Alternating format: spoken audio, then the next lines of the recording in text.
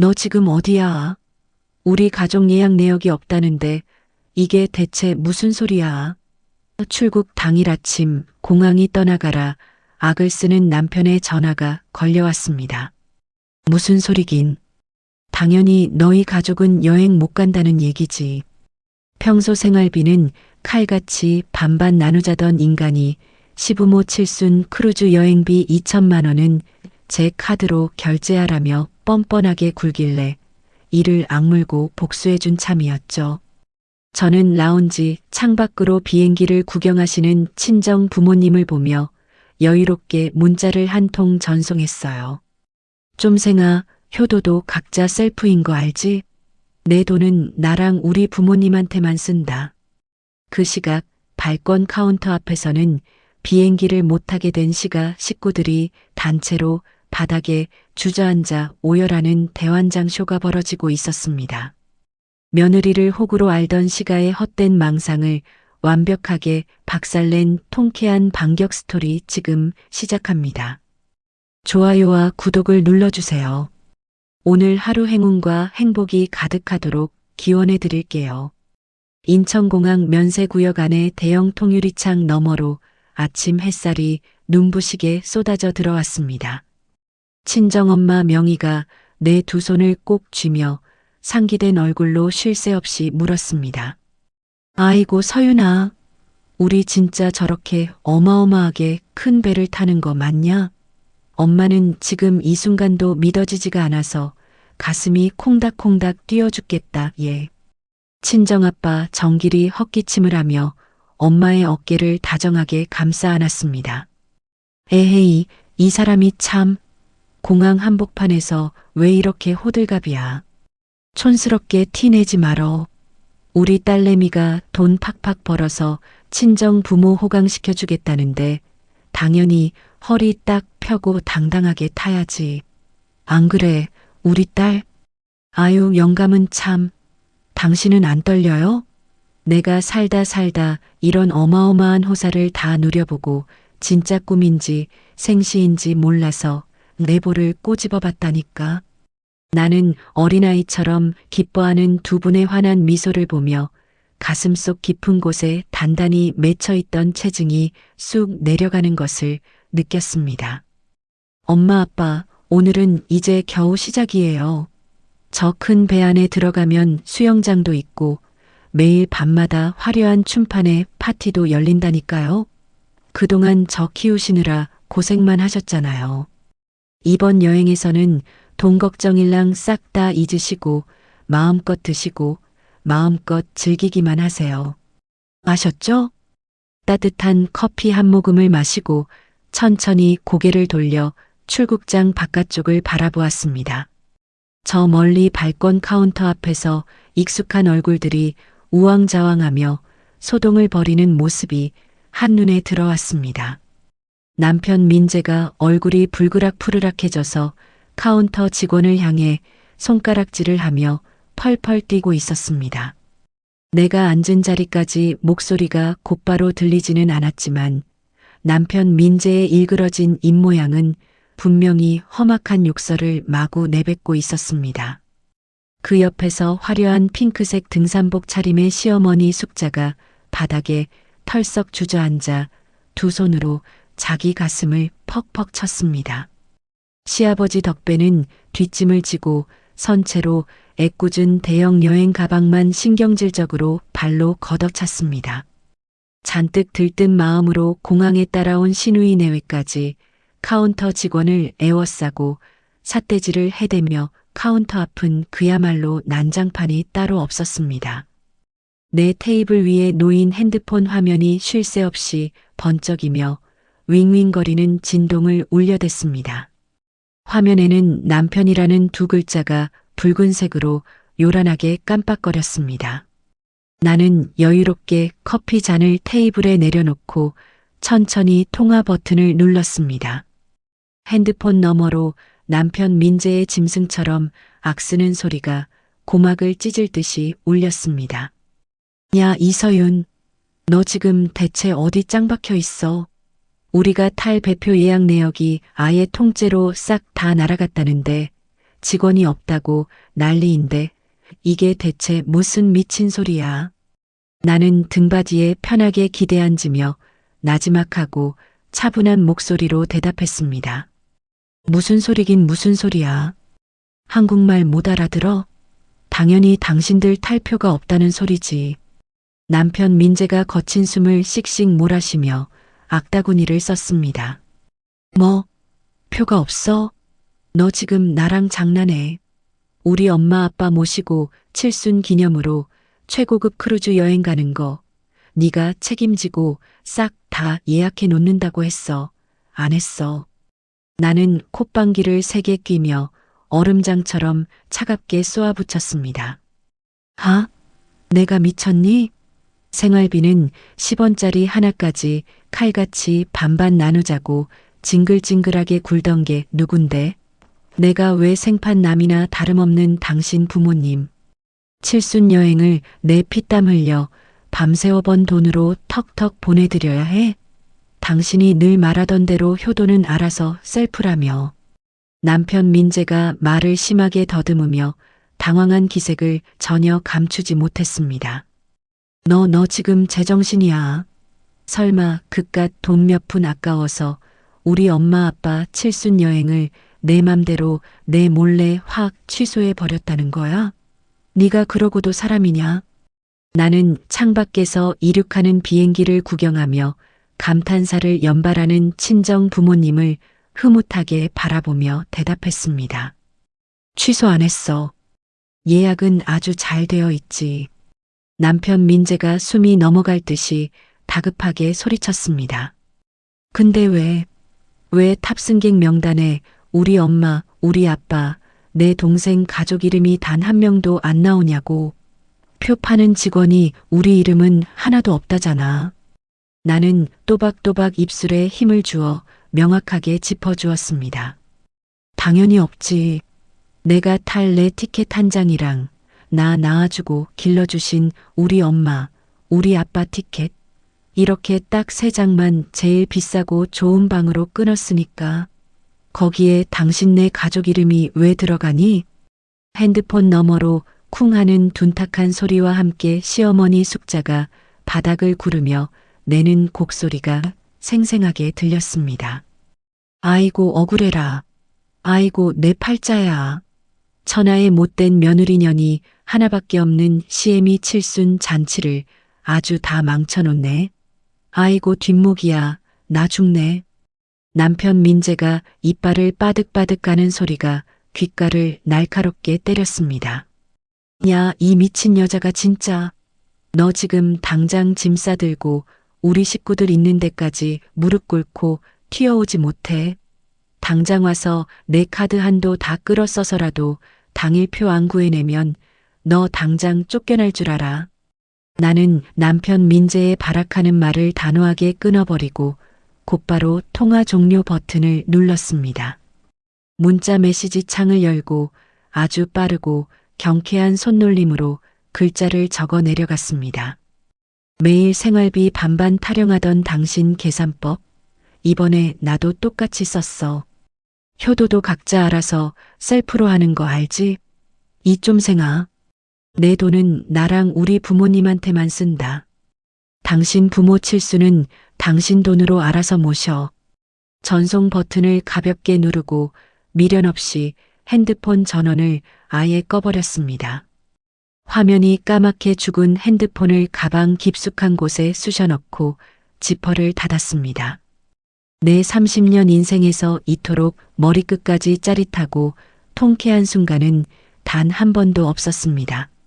언제나 남들 눈치만 보며 튀지 않으려고 몸을 잔뜩 웅크리던 과거의 내 멍청했던 모습이 눈앞을 스쳐 지나갔습니다. 나는 늘 스스로를 잿빛 혹은 회색 같은 사람이라고 단정하며 살았습니다. 학창 시절에도 치열하게 코피를 쏟으며 밤을 새워 공부한 적도 없었고 그렇다고 학교담을 넘으며 완전히 놀기만 한 적도 없었죠. 성적표는 늘 반에서 중간 언저리를 맴돌며 나를 평범함의 틀 안에 가두었습니다. 가슴을 터질 듯이 뛰게 하는 뚜렷한 재능이나 밤잠을 설치게 만드는 간절한 꿈도 전혀 없었습니다.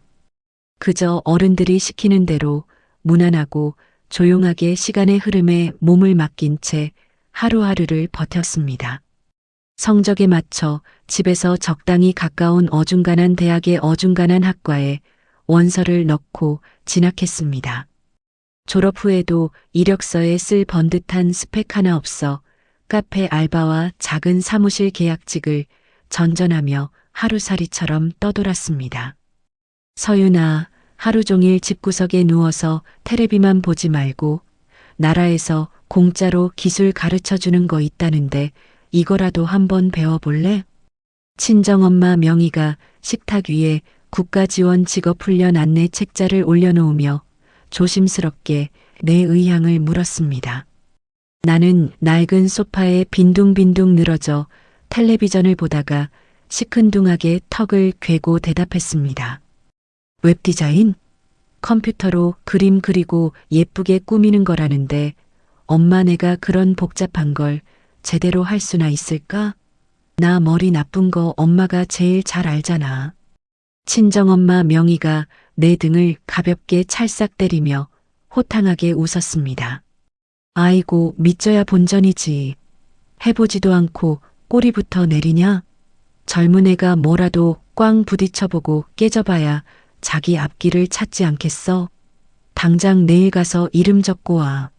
나는 그저 고개를 끄덕이며 다음날 동네 컴퓨터 학원에 덜컥 등록했습니다. 큰 각오나 대단한 결심보다는 그저 당장 할 일이 없으니 시간이나 때우자는 가벼운 마음이 훨씬 컸죠. 하지만 웹디자인은 내 무미건조한 인생에 처음으로 활력과 짜릿한 재미를 안겨주었습니다. 마우스를 움직이고 색깔 코드를 입력하는 대로 모니터 화면에 예쁜 결과물이 바로바로 나타났습니다. 밤을 꼬박 새워 작업해도 눈이 뻑뻑한 줄 몰랐고 땀 흘려 노력한 만큼 결과가 확실하게 남는다는 사실이 내 가슴을 벅차게 만들었습니다. 직업훈련 과정을 가장 우수한 성적으로 수료하고 전문 자격증까지 단번에 손에 쥐었습니다. 운 좋게 규모가 아주 큰 지역 종합병원의 웹디자인 담당자로 당당하게 정규직 취업을 해냈습니다. 매일 출근하는 거대한 병원 건물 안에서 나는 수많은 사람들의 생로병사를 아주 가까이서 마주했습니다. 엘리베이터 앞에서는 초조하게 암 검사 결과를 기다리며 손톱을 물어뜯는 사람들을 매일 스쳐 지나갔습니다. 차갑고 딱딱한 수술동에서 종이 위에 눈물을 뚝뚝 흘리며 서명하는 보호자의 굽은 뒷모습도 수없이 보았죠. 병원 로비의 공기는 늘 무겁고 차갑게 바닥으로 가라앉아 있었습니다. 서윤 선생님, 저 내일 드디어 병원 퇴원하고 우리 집에 가요. 너무 신나요. 머리카락이 다 빠진 백혈병 꼬마 환자 지훈이가 내게 다가와 딸기맛 막대사탕을 건네며 환하게 웃었습니다. 나는 아이의 앙상한 두 손을 꼭 잡고 밝은 목소리로 칭찬해 주었습니다.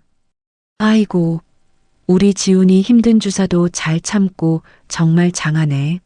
집에 가면 밥도 아주 꿀꺽꿀꺽 많이 먹고 동네 놀이터에서 친구들이랑 씩씩하게 뛰어놀아야 해. 알았지?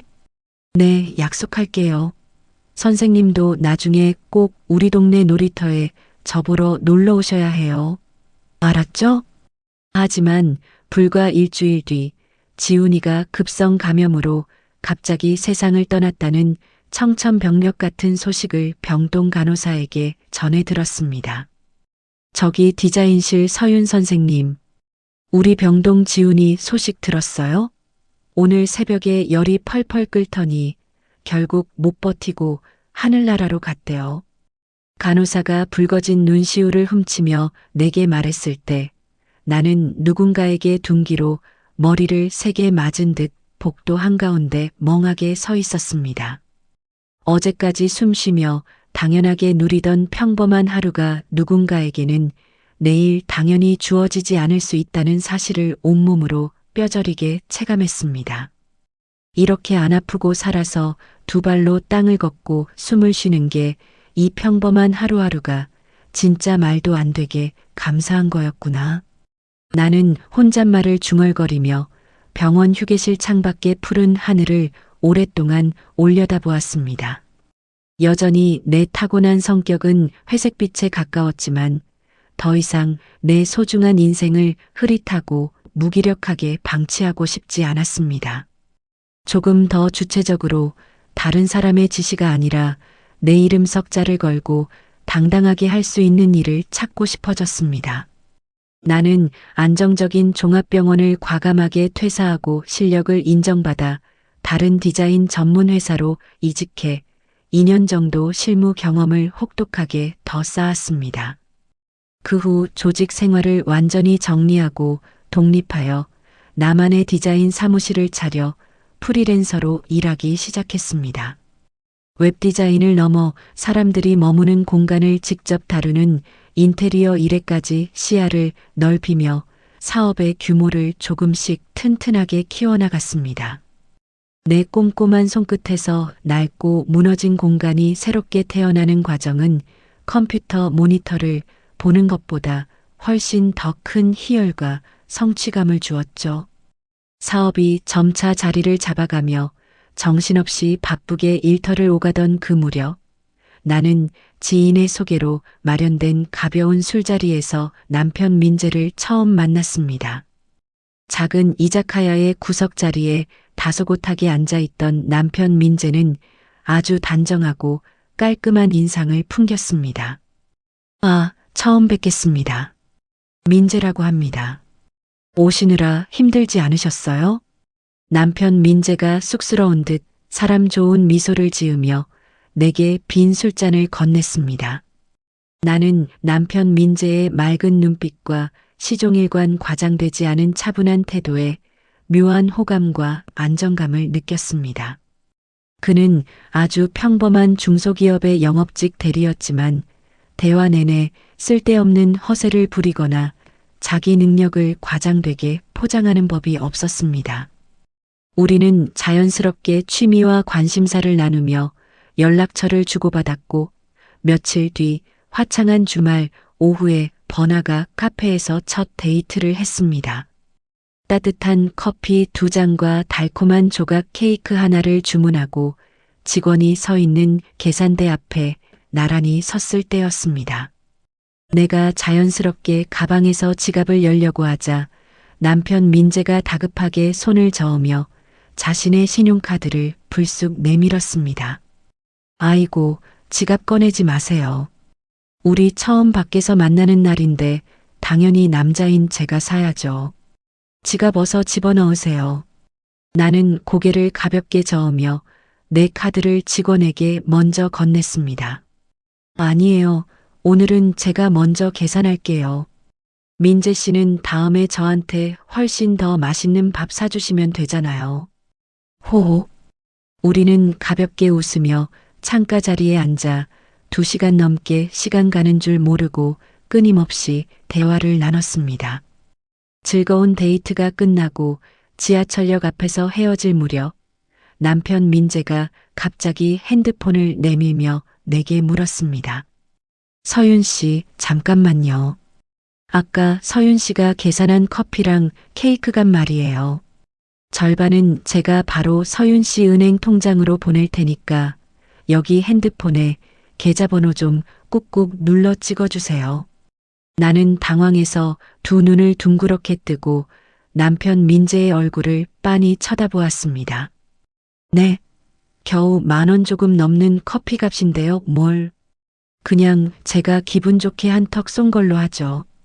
안 보내주셔도 진짜 괜찮아요. 남편 민재가 아주 단호한 표정으로 고개를 젓고 손사래를 치며 말했습니다. 아닙니다. 그럴 순 없죠. 요즘 세상에 어느 한쪽만 돈 쓰게 하면서 서로 부담 주면 안 되죠. 아주 깔끔하게 반반씩 딱 나누는 게 제일 합리적이고 좋은 거잖아요. 어서 번호 눌러주세요. 나는 남편 민재의 지나치게 진지한 표정에 헛웃음이 픽 나왔지만 한편으로는 그 뚜렷하고 깐깐한 경제관념이 나쁘지 않아 보였습니다.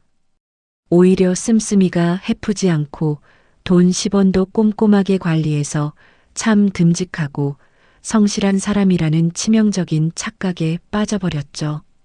그렇게 본격적으로 시작된 연애 기간 내내 남편 민재는 밥값이든 영화값이든 모든 데이트 비용을 철저하게 1원 단위까지 절반으로 쪼개어 나누었습니다.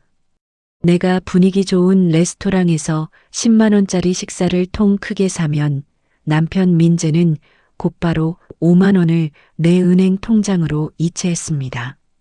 길거리에서 우연히 사 먹는 1,000원짜리 떡볶이 값이나 2,000원짜리 붕어빵 값도 결코 예외는 없었습니다.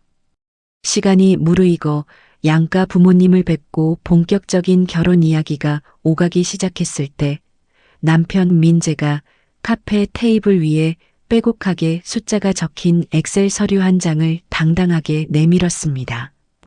우리 결혼 자금이랑 앞으로 매달 쓸 생활비 분담 계획표야.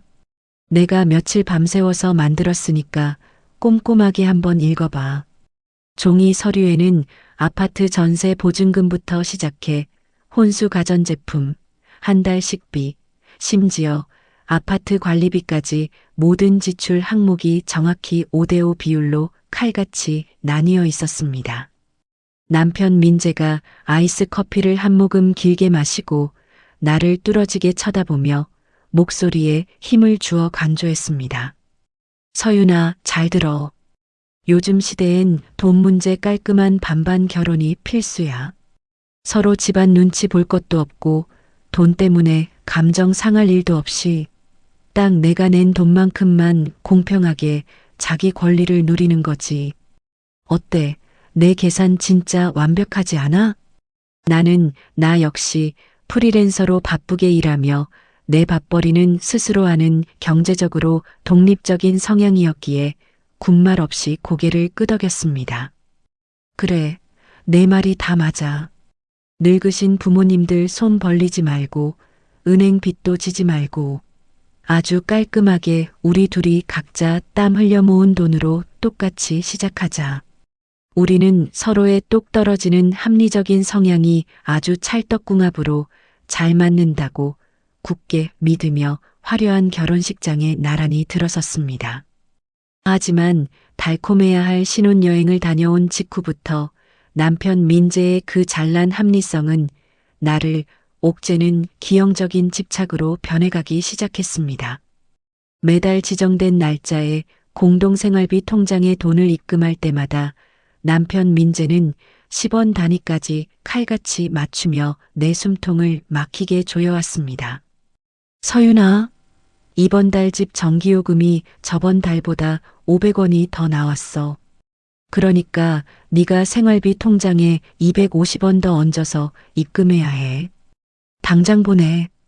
퇴근 후 피곤한 몸을 이끌고 같이 대형마트에서 장을 볼 때 내가 개인적으로 먹고 싶은 과자를 카트에 하나 집어넣으면 남편 민재는 눈에 쌍심지를 켜고 득달같이 과자 봉지를 빼앗았습니다. 야야야, 지금 뭐 하는 거야? 이 비싼 과자는 너 혼자 입 심심할 때 먹을 내 개인 간식이잖아. 이걸 왜 우리가 똑같이 돈 낸 공용생활비 카드로 계산하려고 해? 양심이 있어야지. 이건 당장 내 개인 카드로 따로 긁어. 남편 민재가 사람들이 줄 서 있는 계산대 앞에서 삿대질을 하며 큰 소리로 면박을 줄 때면 나는 얼굴이 화끈거려 당장 쥐구멍에라도 숨고 싶었습니다. 나는 그때까지만 해도 남편 민재의 유별난 짠돌이 기질이 오직 우리의 안정적인 노후와 미래를 위한 것이라고 내 스스로를 세뇌하며 억지로 이해하려 애썼습니다. 하지만 내 인테리어 사업이 본격적으로 대박이 나며 자리를 잡고 내 수입이 남편의 월급을 훌쩍 뛰어넘으면서 남편 민재의 진짜 흉악한 민낯이 드러나기 시작했습니다. 그가 입에 달고 살던 합리적인 반반 논리는 철저하게 자신과 자기 가족에게 유리할 때만 교묘하게 적용되는 지독한 이기주의의 얄팍한 포장지일 뿐이었습니다. 그 역겨운 이기심의 끝에서 나는 결국 내 목숨 같은 친정 부모님의 두 손을 잡고 이 호화로운 크루즈에 먼저 오르는 통쾌하고도 씁쓸한 복수국을 선택할 수밖에 없었습니다. 바다 위를 미끄러지듯 유유히 나아가는 거대한 배의 둥근 창밖을 내다보며 나는 귀국 후 내 앞에 닥쳐올 것엔 분노의 폭풍우를 아주 차분하고 냉정하게 준비하고 있었습니다. 결혼 생활이 석 달을 넘어가던 무렵 신혼집 거실에는 늘 남편 민재가 두드리는 노트북 자판 소리가 딱딱하게 울려 퍼졌습니다. 남편 민재가 두꺼운 뿔테 안경을 콧대 위로 치켜 올리며 모니터에서 눈을 떼지 않고 입을 열었습니다. 서윤아, 저번 주말에 네가 안방에서 전기장판 3시간 더 틀었지. 나는 퇴근 후 소파에 지쳐 누워 있다가 무거운 몸을 간신히 일으켰습니다. 주말에 비가 와서 으슬으슬하길래 잠깐 틀었어. 남편 민재가 마우스를 딸깍거리며 아주 건조한 목소리로 계산 결과를 통보했습니다. 이번 달 공동생활비 통장에 네가 12,430원 더 입금해야 해. 나는 어이가 없어서 헛웃음을 크게 터뜨리며 남편 민재의 옆 통수를 노려보았습니다. 부부 사이에 전기장판 몇 시간 더 튼 걸로 10원짜리까지 계산해서 돈을 내라고 해. 남편 민재가 노트북 화면을 내 쪽으로 획 돌리며 손가락으로 복잡한 표 계산 프로그램을 가리켰습니다. 당연하지. 우리가 처음 약속한 합리적인 반반 원칙이잖아. 나는 말문이 턱 막혀서 화를 낼 기운조차 나지 않았습니다. 지갑을 열어 10,000원짜리 한 장과 1,000원짜리 3장을 꺼내 거실 테이블 위에 탁 소리나게 올려놓았습니다. 여기 있어. 570원은 거슬러줘. 남편 민재는 정말로 자기 지갑에서 100원짜리 5개와 10원짜리 7개를 꺼내 내 손에 쥐어주었습니다. 내 손바닥 위에 놓인 차가운 동전들을 내려다보며 나는 이 결혼이 무언가 단단히 잘못되어 가고 있다는 불길한 예감을 지울 수 없었습니다. 숨이 막히는 집안 분위기를 피해 나는 인테리어 사업에 더욱 악착같이 매달렸습니다. 다행히 내 노력은 배신하지 않고 아주 정직한 결과로 돌아왔습니다. 동네 작은 상가 수리부터 시작했던 일이 입소문을 타면서 제법 규모가 큰 식당과 병원 공사까지 척척 맡게 되었습니다. 현장에서 먼지를 뒤집어 쓰고 밤을 새워가며 일한 덕분에 매달 통장에 찍히는 사업 수익은 남편 민재의 월급을 훌쩍 뛰어넘었습니다. 직원도 2명이나 새로 뽑고 번듯한 상가 1층에 내 이름 석자를 단 인테리어 사무실도 정식으로 열었죠. 내 통장이 두둑해지자 남편 민재의 깐깐하던 태도가 아주 묘하고 교활하게 바뀌기 시작했습니다. 어느 주말 친정아빠 정길의 69번째 생신을 맞아 온 가족이 외식을 하기로 한 날이었습니다. 남편 민재가 아침 일찍부터 신나게 콧노래를 부르며 낡은 지갑에서 꼬깃꼬깃한 종이 쿠폰 3장을 꺼내 흔들었습니다. 장인어른 생신 식당은 내가 벌써 완벽하게 예약해뒀어. 나는 내심 남편 민재가 정성을 들여 좋은 한정식 집이라도 예약한 줄 알고 반색했습니다. 진짜? 어디로 예약했는데? 하지만 남편 민재가 우리 가족을 데리고 간 곳은 동네 외곽에 있는 아주 저렴한 고기 뷔페 식당이었습니다. 바닥은 기름때로 미끄러웠고 환풍기가 제대로 돌지 않아 식당 안은 매캐한 연기로 가득 차 있었습니다. 친정엄마 명희가 당황한 기색을 애써 감추며 억지 웃음을 지었습니다. 아유, 우리 김서방이 참 알뜰하기도 하네. 고기가 아주 연해 보이고 좋네. 나는 진열장에 말라비틀어진 채 놓인 돼지고기를 보며 얼굴이 화끈거려 고개를 들 수가 없었습니다. 친정아빠 정길은 아무 말 없이 질긴 고기를 씹으시며 씁쓸한 표정으로 소주만 연거푸 들이켜셨습니다. 반면 남편 민재는 눈치도 없이 불판 위에 고기를 산더미처럼 쌓아놓고 개걸스럽게 입 안으로 밀어 넣었습니다. 장인어른, 여기 삼겹살이 무알리필이니까 눈치 보지 말고 마음껏 드세요. 남편 민재가 상추쌈을 입이 터져라 밀어넣으며 우물거리는 모습을 보자 내 속에서 시뻘건 불길이 확 치솟았습니다. 식사를 마치고 계산대 앞에 섰을 때 남편 민재는 당당하게 할인 쿠폰을 내밀며 10,000원짜리 몇 장으로 계산을 끝냈습니다. 집으로 돌아오는 차 안에서 나는 참았던 분노를 매섭게 터뜨렸습니다.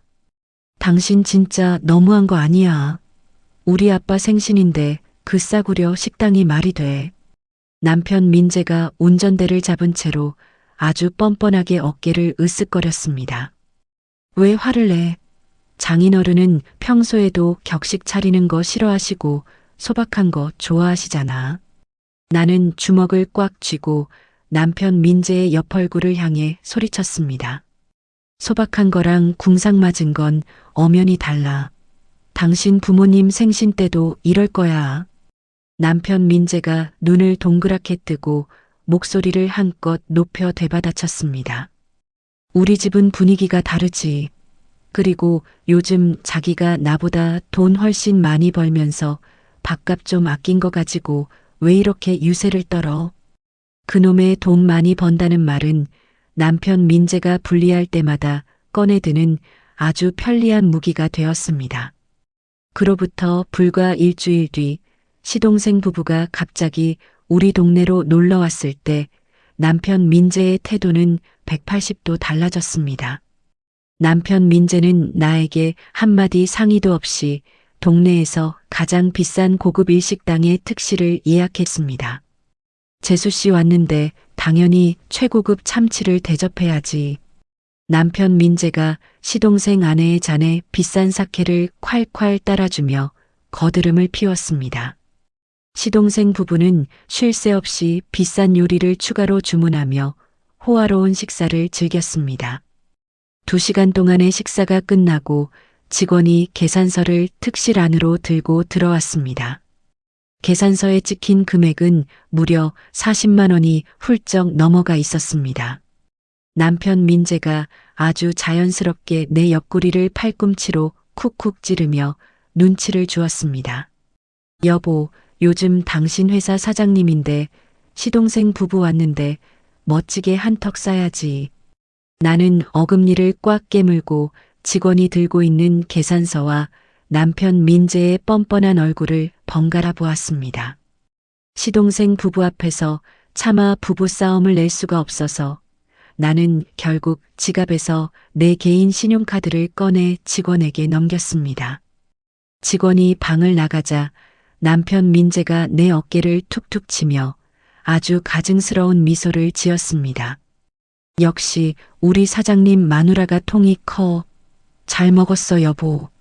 나는 남편 민재의 손을 매몰차게 쳐내고 차가운 눈빛으로 그를 쏘아보았습니다. 부부의 합리적인 경제 공동체라는 그럴듯한 포장지는 오직 남편 민재의 지갑을 지킬 때만 쓰이는 썩은 동아줄이었습니다. 자신의 돈은 단 10원도 쓰기 아까워하면서 내 돈은 자기 체면을 세우는데 아주 쉽게 펑펑 끌어다 썼죠. 나를 돈 버는 기계로 취급하는 건 남편 민재뿐만이 아니었습니다. 어느 날 시어머니 숙자가 두 손을 가볍게 흔들며 우리 신혼집에 불쑥 찾아왔습니다. 아이고, 우리 잘나가는 며느리 사장님 얼굴 보러 왔다. 시어머니 숙자가 거실 소파에 털썩 주저앉으며 아주 노골적인 눈빛으로 집안 곳곳을 훑어보았습니다. 나는 서둘러 주방으로 가 시원한 주스를 컵에 따라 내갔습니다. 어머님 오실 거면 미리 전화를 주시지 그러셨어요. 시어머니 숙자가 주스를 단숨에 들이켜고는 탁자 위에 컵을 쾅 내려놓았습니다. 서윤아, 내가 며칠 전부터 주방 냉장고에서 자꾸 이상한 소리가 나서 밤에 잠을 못 자겠다. 나는 쟁반을 닦던 행주를 내려놓고 불안한 마음으로 시어머니 숙자를 쳐다보았습니다. 냉장고가 고장났나요? 서비스 센터에 수리기사를 불러드릴까요? 시어머니 숙자가 손사래를 크게 치며 입술을 삐죽 내밀었습니다. 고치는 것도 한두 번이지 10년 쓴 냉장고라 아예 모터가 나갔다더라.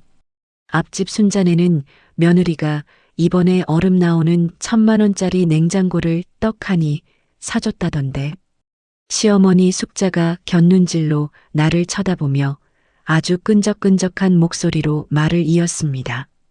우리 며느리는 동네에서 제일 잘 나가는 인테리어 사장님인데 시어머니 냉장고 하나 못 바꿔주겠어? 옆에서 텔레비전을 보며 사과를 깎아 먹던 남편 민재가 아주 당연하다는 듯이 맞장구를 쳤습니다. 엄마 말이 맞네. 여보, 당신 저번 달에 큰 상가 공사장금 들어왔잖아. 엄마 냉장고 제일 좋은 걸로 하나 시원하게 결제해드려. 나는 가슴 한가운데에 커다란 돌덩이가 얹힌 듯 숨이 턱 막혀왔습니다. 저번 달 공사 대금은 직원들 월급 주고 이번 달 자재 대금으로 결제해야 해서 남는 돈 없어요. 내가 단호하게 선을 긋자 시어머니 숙자의 얼굴이 순식간에 붉게 달아올랐습니다. 아니, 며느리년이 시애미가 돈 달라는 것도 아니고 낡은 냉장고 하나 바꿔달라는데 그걸 아까워해. 시어머니 숙자가 무릎을 탁 치며 자리에서 벌떡 일어났습니다. 돈 좀 번다고 벌써부터 시애미를 아주 개똥으로 아는구나.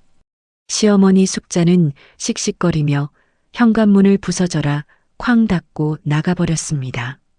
거실에는 나와 남편 민재 단둘만이 무거운 침묵 속에 남겨졌습니다. 나는 깎아놓은 사과를 우적우적 씹어먹는 남편 민재를 향해 분노를 터뜨렸습니다.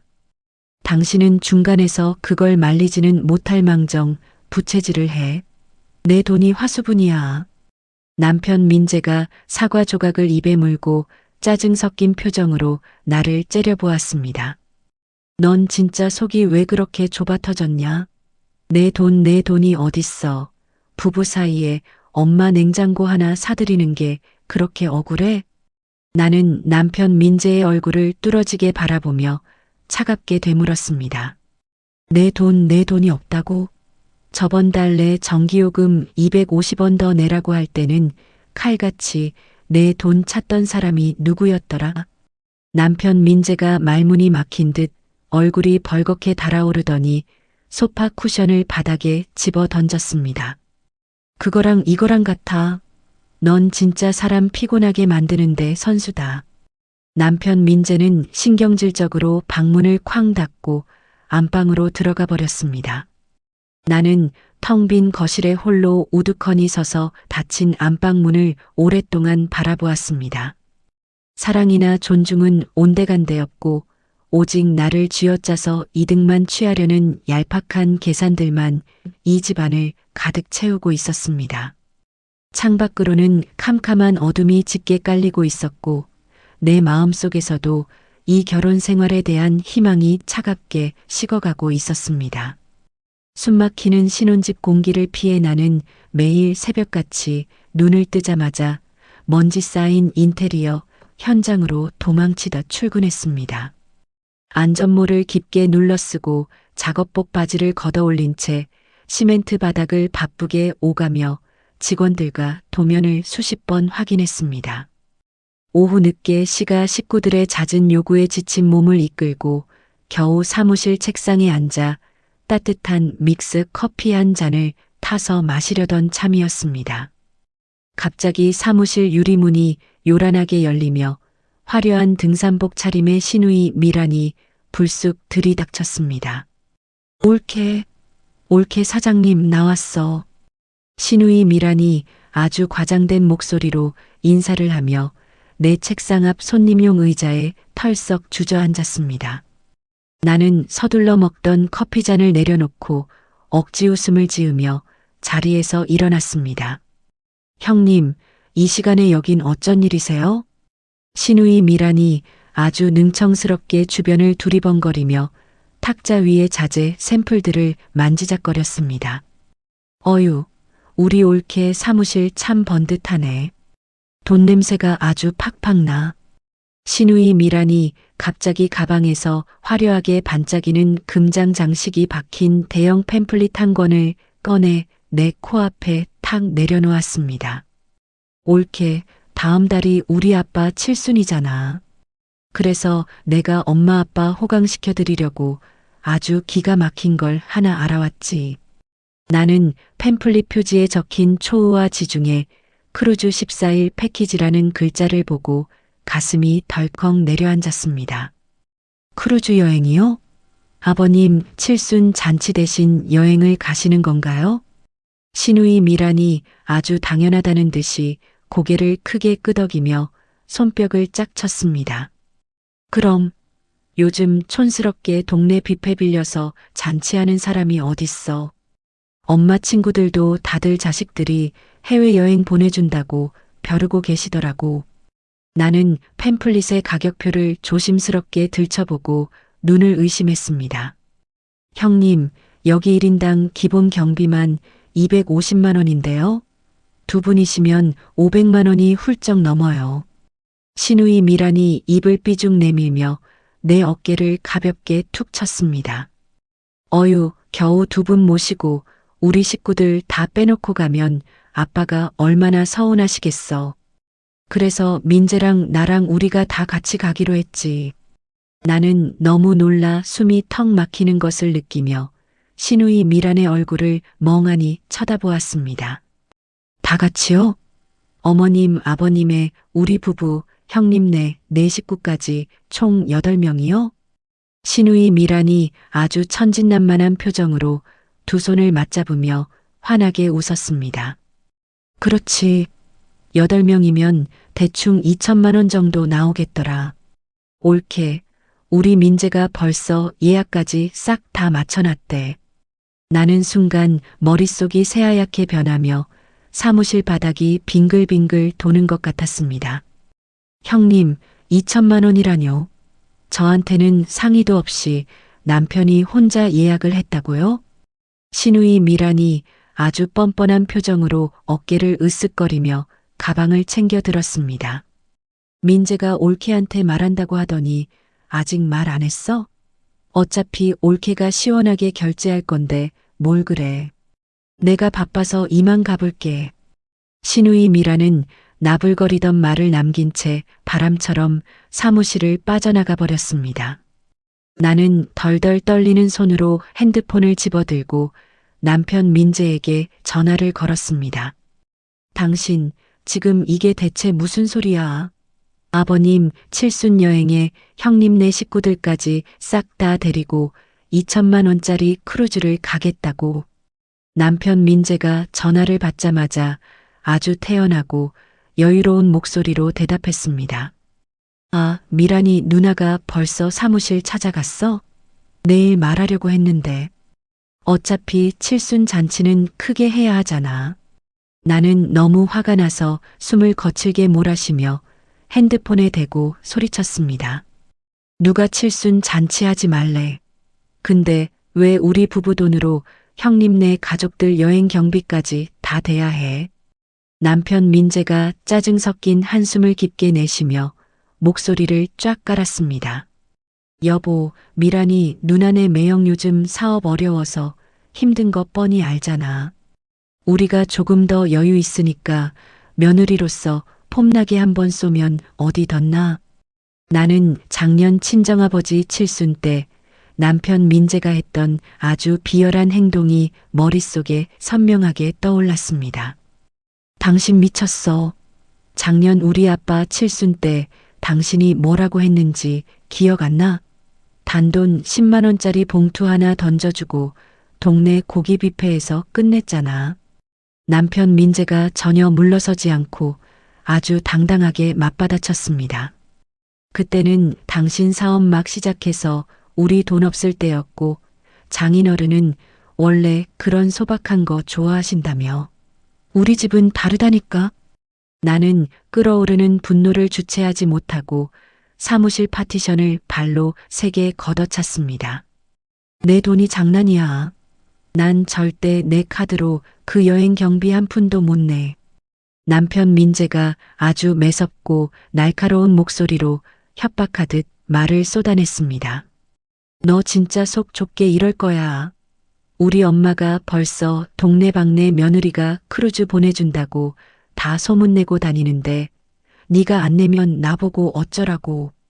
나는 전화를 확 끊어버리고 책상 위에 놓인 팸플릿을 쫙쫙 찢어서 쓰레기통에 처박았습니다. 퇴근 후 집에 돌아가자 남편 민재는 거실 한가운데에 팔짱을 끼고 험악한 표정으로 버티고 서 있었습니다. 서윤아, 좋게 말할 때 내 개인 카드 줘. 당장 내일 모레까지 계약금 500만 원 결제 안 하면 예약 날아가. 나는 거실장 위에 가방을 쾅 내려놓고 남편 민재를 매섭게 노려보았습니다. 당신이 예약했으니까 당신이 알아서 해. 난 절대 그 돈 못 줘. 남편 민재가 내 어깨를 거칠게 밀치며 소파 위로 나를 쓰러뜨렸습니다. 너 진짜 돌았어. 나랑 끝내고 싶어.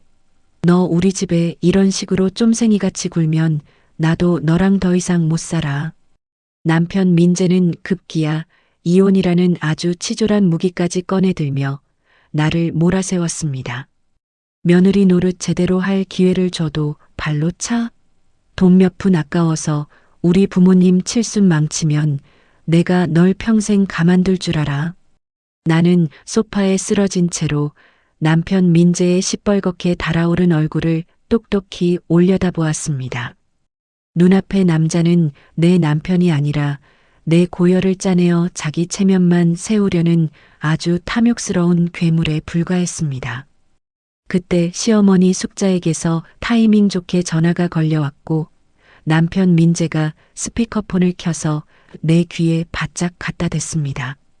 서윤아, 우리 며느리 믿고 아빠랑 내일 당장 여권 사진 찍으러 간다. 우리 며느리가 최고다 최고야. 시어머니 숙자의 아주 간사하고 신난 목소리가 거실을 가득 채우자 내 머릿속에서 차갑고 예리한 무언가가 끊어지는 소리가 들렸습니다. 나는 더 이상 이 무식하고 이기적인 집안 사람들과 말다툼을 벌이는 것이 완벽한 시간 낭비라는 사실을 깨달았습니다. 소파에서 천천히 일어나 구겨진 옷자락을 털며 아주 싸늘하고 무표정한 얼굴로 남편 민재를 향해 고개를 끄덕였습니다. 알았어. 당신 말이 맞아. 며느리로서 크게 한턱 쏠게. 남편 민재가 내 말이 끝나기가 무섭게 주먹을 불끈 쥐며 환호성을 질렀습니다. 꺼봐. 진작 이렇게 시원하게 나오면 얼마나 좋아. 우리 마누라 진짜 멋지다. 남편 민재는 신이 나서 시가 식구들 단톡방에 당장 문자를 찍어대기 시작했습니다. 우리 사장님 마누라가 크루즈 쏩니다. 다들 여권 챙기세요. 나는 남편 민재가 신나게 핸드폰을 두드리는 뒷모습을 보며 속으로 아주 서늘하고 날카로운 칼을 갈았습니다. 그래, 기대해. 며느리로서 아주 평생 잊지 못할 끝내주는 선물을 안겨줄 테니까. 나는 방으로 조용히 들어가 문을 잠그고 어둠 속에서 오랫동안 내 숨소리만 들으며 완벽한 계획을 짰습니다. 컴컴한 안방 침대에 누워 천장을 올려다보며 밤새 한숨도 자지 못했습니다. 내 머릿속에는 시가 식구들의 뻔뻔한 얼굴과 남편 민재의 득의양양한 미소가 번갈아 떠올랐습니다. 그리고 그 잔인한 환영 사이로 작년 친정아버지 칠순날에 쓸쓸했던 풍경이 날카로운 가시처럼 가슴을 찔렀습니다.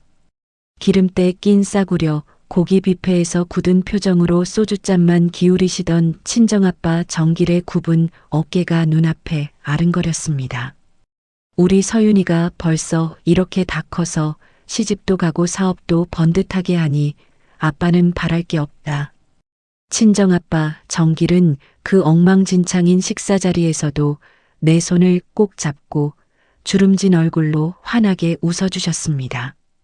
평생 딸을 위해 헌신하고 내 뒷바라지만 하신 두 분께 제대로 된 효도 한번 하지 못한 내 자신이 너무나 원망스럽고 뼈저리게 후회되었습니다. 남편 민재의 그 가짜는 합리적 반반 타령에 휘둘려 친정 부모님께는 늘 인색하게 굴었던 내 바보 같은 모습이 혐오스러웠습니다. 나는 어둠 속에서 주먹을 꽉 쥐고 뜨거운 눈물을 삼키며 결심했습니다. 그래, 내 돈은 오직 나를 진심으로 아껴주는 사람들을 위해서만 쓸 거야. 아침이 밝자마자 나는 남편 민재가 골아떨어진 사이 조용히 방문을 열고 거실로 나갔습니다. 식탁 위에 남편 민재가 어젯밤 내던져둔 지중해 크루즈 팸플릿이 널브러져 있었습니다. 나는 팸플릿에 적힌 여행사 번호를 핸드폰에 조심스럽게 입력하고 심호흡을 크게 한 번 한 뒤 통화 버튼을 눌렀습니다. 네, 고객님. 행복을 전하는 크루즈 여행사입니다.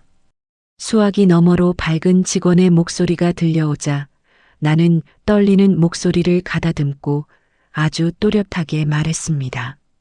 네, 다음 달 15일 출발하는 지중해 14일 패키지 예약건으로 문의드립니다.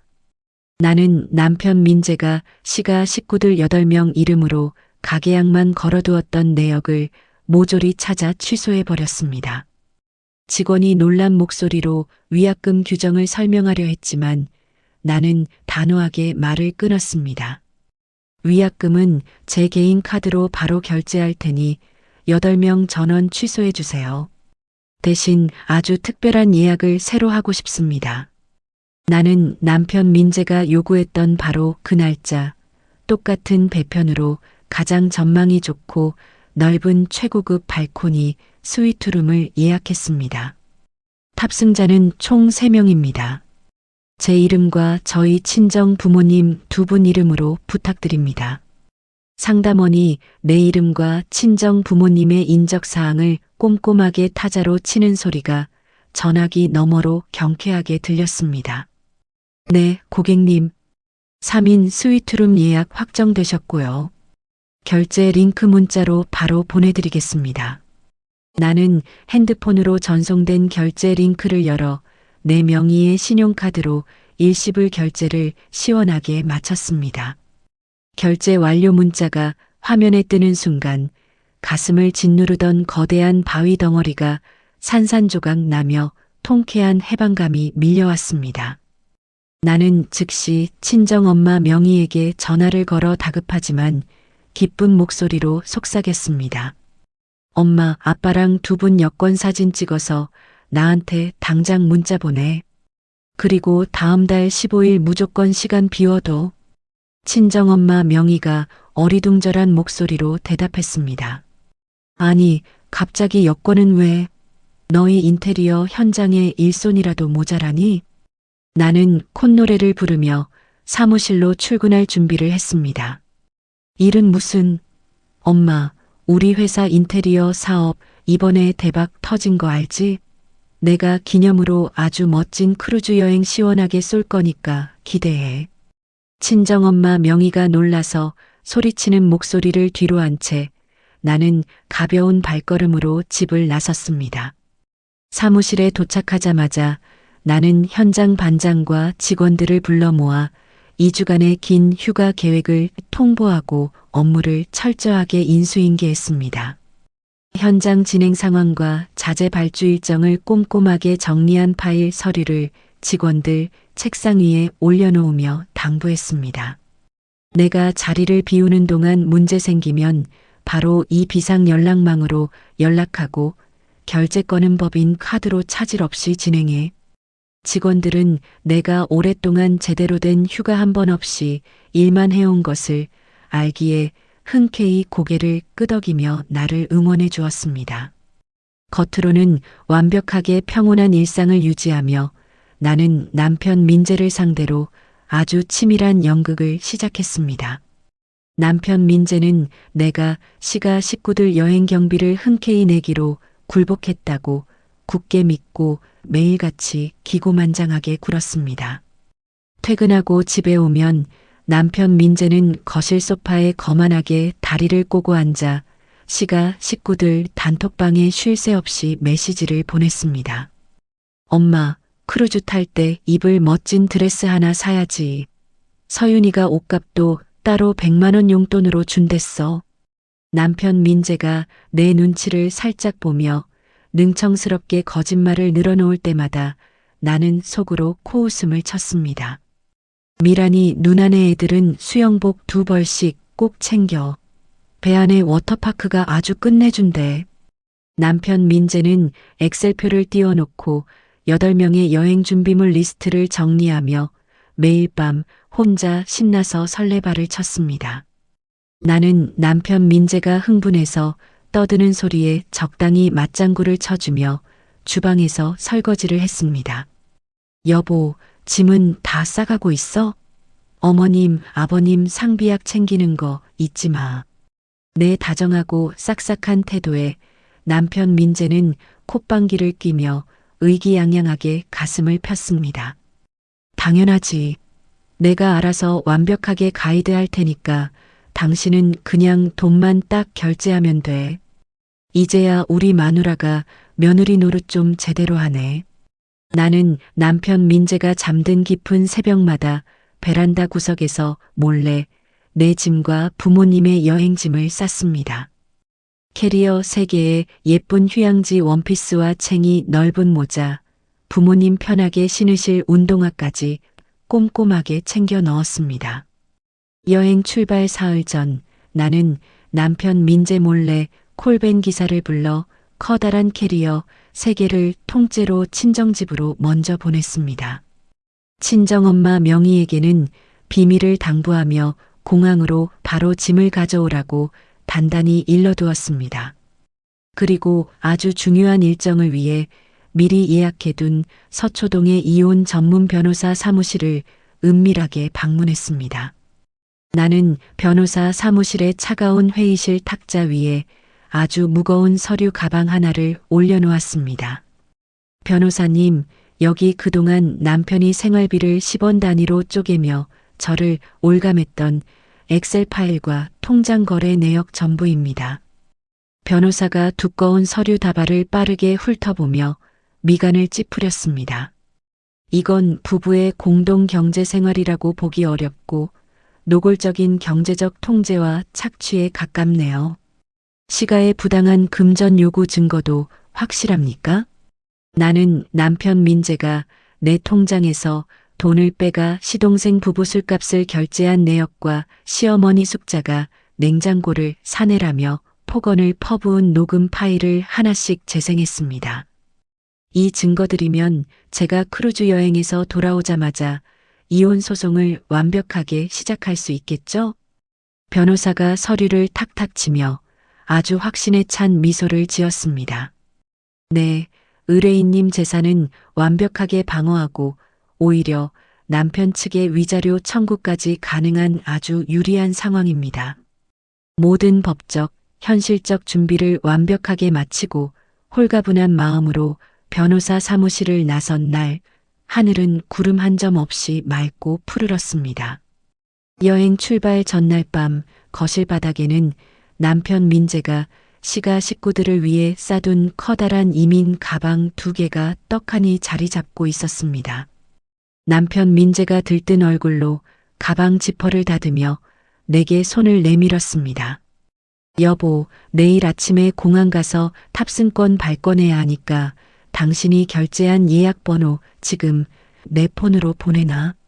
나는 태연하게 하품을 하며 안방으로 걸음을 옮겼습니다. 나 오늘 현장 돌고 와서 너무 피곤해. 예약 번호는 내일 아침에 공항 카운터에서 내 이름 대면 바로 나오니까 걱정 마. 남편 민재는 별 의심 없이 고개를 끄덕이고는 신나서 콧노래를 부르며 소파에 벌러덩 누웠습니다. 아, 내일 드디어 출발이네. 우리 가족 다 같이 해외여행 가는 게 얼마만이야. 남편 민재가 드르렁거리며 코를 고는 소리를 들으며 나는 안방문을 조용히 걸어 잠갔습니다. 침대에 걸터 앉아 어둠 속에서 숨소리를 죽이고 마침내 내일 아침 공항에서 벌어질 통쾌한 복수극의 완벽한 리허설을 머릿속으로 수없이 반복했습니다. 출국 당일 창밖이 아직 어슴푸레한 새벽 4시에 눈을 번쩍 떴습니다. 거실에서는 남편 민재가 세상 모르고 요란하게 코를 골며 소파에서 웅크린 채 자고 있었습니다. 나는 발소리를 죽인 채 안방으로 들어가 미리 챙겨둔 작은 크로스백 하나만 달랑 메고 현관으로 향했습니다. 현관문 도어락을 아주 조심스럽게 열고 밖으로 빠져나오는 순간 뺨에 닿는 차가운 새벽 공기가 그토록 상쾌할 수가 없었습니다. 아파트 단지 앞에는 미리 예약해둔 대형 콜밴 택시가 비상등을 켠 채 나를 조용히 기다리고 있었습니다. 택시 뒷자리에 올라타 기사님께 가벼운 인사를 건네고 친정집으로 향하는 내내 창밖으로 지나가는 한산한 거리를 멍하니 바라보았습니다. 어둠이 걷히고 가로등 불빛이 하나둘 꺼지는 풍경이 마치 내 지난 억눌렸던 결혼 생활이 끝나는 모습 같아 가슴이 벅차올랐습니다.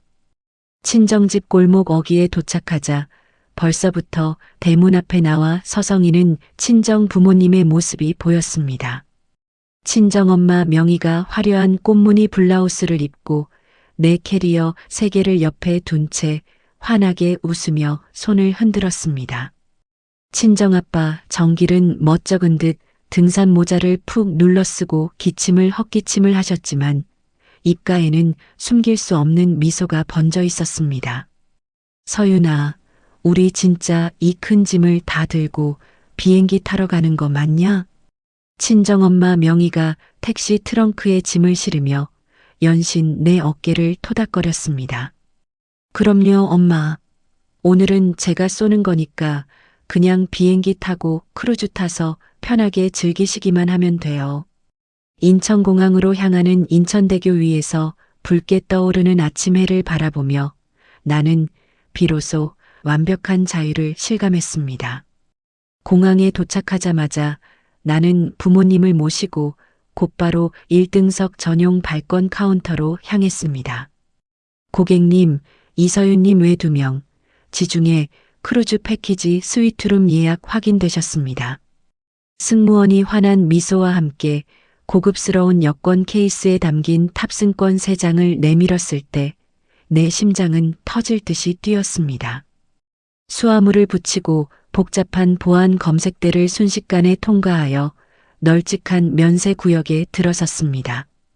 아이고, 여긴 무슨 백화점보다 더 크고 번쩍번쩍하네. 친정아빠 정길이 눈을 동그랗게 뜨고 면세점 진열장을 구경하며 감탄사를 연발하셨습니다. 나는 부모님의 손을 양쪽에 꼭 잡고 면세구역 한가운데 위치한 고급스러운 라운지로 2분을 안내했습니다. 푹신한 소파에 자리를 잡고 따뜻한 커피와 갓 구운 크루아상을 가져다 놓았을 때 내 핸드폰 시계는 정확히 아침 7시를 가리키고 있었습니다. 이제 슬슬 그쪽 식구들도 공항에 도착해서 난리가 났겠지. 나는 커피잔을 여유롭게 들어 올리며 입가에 번지는 차가운 미소를 숨기지 않았습니다. 예상대로 약속된 공항 미팅 시간이 다가오자 가방 속 깊이 넣어둔 핸드폰이 미친 듯이 진동하기 시작했습니다. 남편이라는 이름이 화면을 가득 채우며 발광했지만 나는 아주 느긋하게 진동 모드를 무음으로 바꿔버렸습니다. 그리고는 화면을 톡톡 터치하여 미리 작성해둔 통쾌한 문자 메시지를 전송 버튼 하나로 시원하게 날려보냈습니다. 효도도 각자 셀프인 거 알지? 쫌생아. 내 돈은 나랑 우리 부모님한테만 쓴다. 시가 식구들이랑 알아서 공항 구경이나 잘해. 문자가 전송되었다는 짧은 알림음과 함께 내 가슴을 짓누르던 체증이 한 번에 싹 씻겨 내려갔습니다. 통유리창 너머로 저 멀리 일반 발권 카운터 앞의 상황이 작지만 또렷하게 내 시야에 들어왔습니다. 화려한 등산복을 빼입은 시어머니 숙자가 바닥에 주저앉아 두 다리를 뻗고 통곡하는 모습이 보였습니다. 시동생 내외는 당황해서 주변을 두리번거리고 시누이 미라는 카운터 직원에게 삿대질을 하며 펄펄 뛰고 있었습니다. 남편 민재는 얼굴이 사색이 되어 제 머리칼을 쥐어뜯으며 핸드폰을 귀에 댄 채 이리저리 미친 듯이 뛰어다녔습니다. 엄마, 아빠, 저쪽 카운터 앞에서 지금 아주 재밌는 서커스가 벌어지고 있어요. 내가 창밖을 가리키며 가볍게 웃음을 터뜨리자 친정엄마 명희가 고개를 빼꼼히 내밀고 밖을 내다보았습니다. 어머나, 저기 바닥에 앉아서 우는 사람, 내 시어머니 아니니? 아니, 김서방은 왜 저렇게 뛰어다니고 난리야? 친정아빠 정길이 안경을 고쳤으며 놀란 표정으로 내 얼굴을 빤히 쳐다보았습니다. 서윤아, 저 사람들 우리 사돈댁 식구들 아니냐? 저기서 대체 무슨 일이 난 거야? 나는 남편의 그 지긋지긋한 이기주의와 칠순 크루즈의 뻔뻔한 전말을 부모님께 차분하게 설명했습니다. 이야기를 다 듣고 난 친정아빠 정길의 얼굴이 순식간에 불그락푸르락 화가 나서 일그러졌습니다. 이런 처죽일 놈. 지 부모 칠순은 내 돈으로 호강시켜드리고 내 딸은 그렇게 돈 버는 기계 취급을 해. 친정엄마 명희는 기가 막혀서 가슴을 치며 한숨을 깊게 내쉬었습니다. 아이고, 내가 미쳐. 우리 착한 딸이 그동안 그 짠돌이 구두쇠 집구석에서 얼마나 맘고생을 했으면 이럴까? 나는 부모님의 두 손을 다정하게 감싸주며 안심시키듯 밝게 웃어 보였습니다. 엄마, 아빠 걱정 마세요. 저 바보같이 당하고만 살지 않아요. 오늘 이 여행이 제 시원한 이혼 축하 파티니까요. 친정 부모님은 내 결연한 표정에 더 이상 묻지 않고 묵묵히 내 어깨를 토닥여 주셨습니다. 그래, 잘했다. 너 돈 벌어서 그렇게 무시당하고 사느니 혼자 당당하게 사는 게 100번 낫지.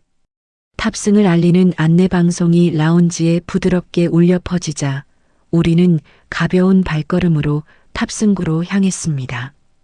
승무원의 환한 미소와 함께 비행기에 오르는 순간 나는 남편 민재와 시가 식구들의 아비규환을 완벽하게 던졌습니다. 14시간의 긴 비행 끝에 우리는 마침내 푸른 바다 위에 떠 있는 거대한 크루즈에 무사히 승선했습니다. 스위트룸의 넓은 발코니 문을 열자 눈부시게 푸른 지중해의 바닷바람이 내 얼굴을 시원하게 스치고 지나갔습니다.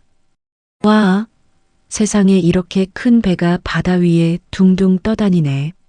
친정아빠 정길이 발코니 난간에 기대어 어린아이처럼 환호성을 질렀습니다. 친정엄마 명희는 최고급 샴페인 잔을 들어 올리며 내 볼에 뽀뽀를 쪽 해주었습니다. 우리 예쁜 딸 덕분에 엄마가 여왕님 된 기분이다. 고마워 서윤아. 크루즈에서의 14일은 내 인생에서 가장 완벽하고 황홀한 꿈 같은 시간이었습니다. 매일 아침 눈을 뜨면 발코니로 배달되는 화려한 조식을 부모님과 함께 바다를 보며 여유롭게 즐겼습니다. 낮에는 기항지마다 정박하여 로마의 콜로세움, 스페인의 사그라다 파밀리아 등 이국적인 거리를 손잡고 걸었습니다. 밤이 되면 선상 파티에 화려한 드레스를 차려입고 참석해 부모님과 흥겹게 춤을 추고 웃음을 터뜨렸습니다. 여행 내내 내 핸드폰은 비행기 모드로 철저하게 차단되어 있었고 한국에서의 소음은 단 한 점도 들리지 않았습니다. 나는 오롯이 나 자신과 나를 진심으로 사랑하는 부모님의 행복에만 온전히 집중했습니다. 여행의 마지막 날 밤 크루즈의 갑판 위에 서서 쏟아지는 밤하늘의 별을 올려다보았습니다. 아빠, 엄마, 우리 앞으로도 이렇게 자주 여행 다니면서 행복하게 살아요. 친정아빠 정길이 내 어깨를 따뜻하게 감싸 안으며 든든하게 대답했습니다. 그럼 우리 딸이 이렇게 씩씩하게 자기 인생 잘 살아가는데 아빠가 평생 든든한 바람막이가 되어줘야지. 나는 가슴 벅찬 감동에 눈시울이 붉어졌지만 입가에는 세상 가장 환한 미소가 번져 있었습니다. 꿈결 같았던 14일간의 완벽한 일탈이 끝나고 비행기는 다시 삭막한 현실이 기다리는 인천공항 활주로에 묵직하게 착륙했습니다. 수화물을 찾고 입국장 게이트 문이 스르륵 열리는 순간 나는 심호흡을 길게 한번 내쉬었습니다. 게이트 밖에는 잔뜩 독이 오른 남편 민재가 시뻘겋게 충혈된 눈으로 팔짱을 낀 채 나를 매섭게 노려보고 있었습니다. 나는 친정 부모님을 내 뒤로 물러서게 하고 한치의 흔들림도 없이 아주 당당하고 차가운 걸음으로 남편 민재를 향해 똑바로 걸어 나갔습니다. 입국장 게이트의 불투명한 자동문이 양옆으로 부드럽게 열렸습니다. 한국의 익숙한 공기를 폐부 깊숙이 들이마시기도 전에 남편 민재가 시뻘겋게 달아오른 얼굴로 제 앞을 거칠게 가로막았습니다. 남편 민재가 허공에 삿대질을 해대며 공항 천장이 무너질 듯이 고함을 질렀습니다. 야, 이 독하고 미친 여자가 이제야 기어들어오냐?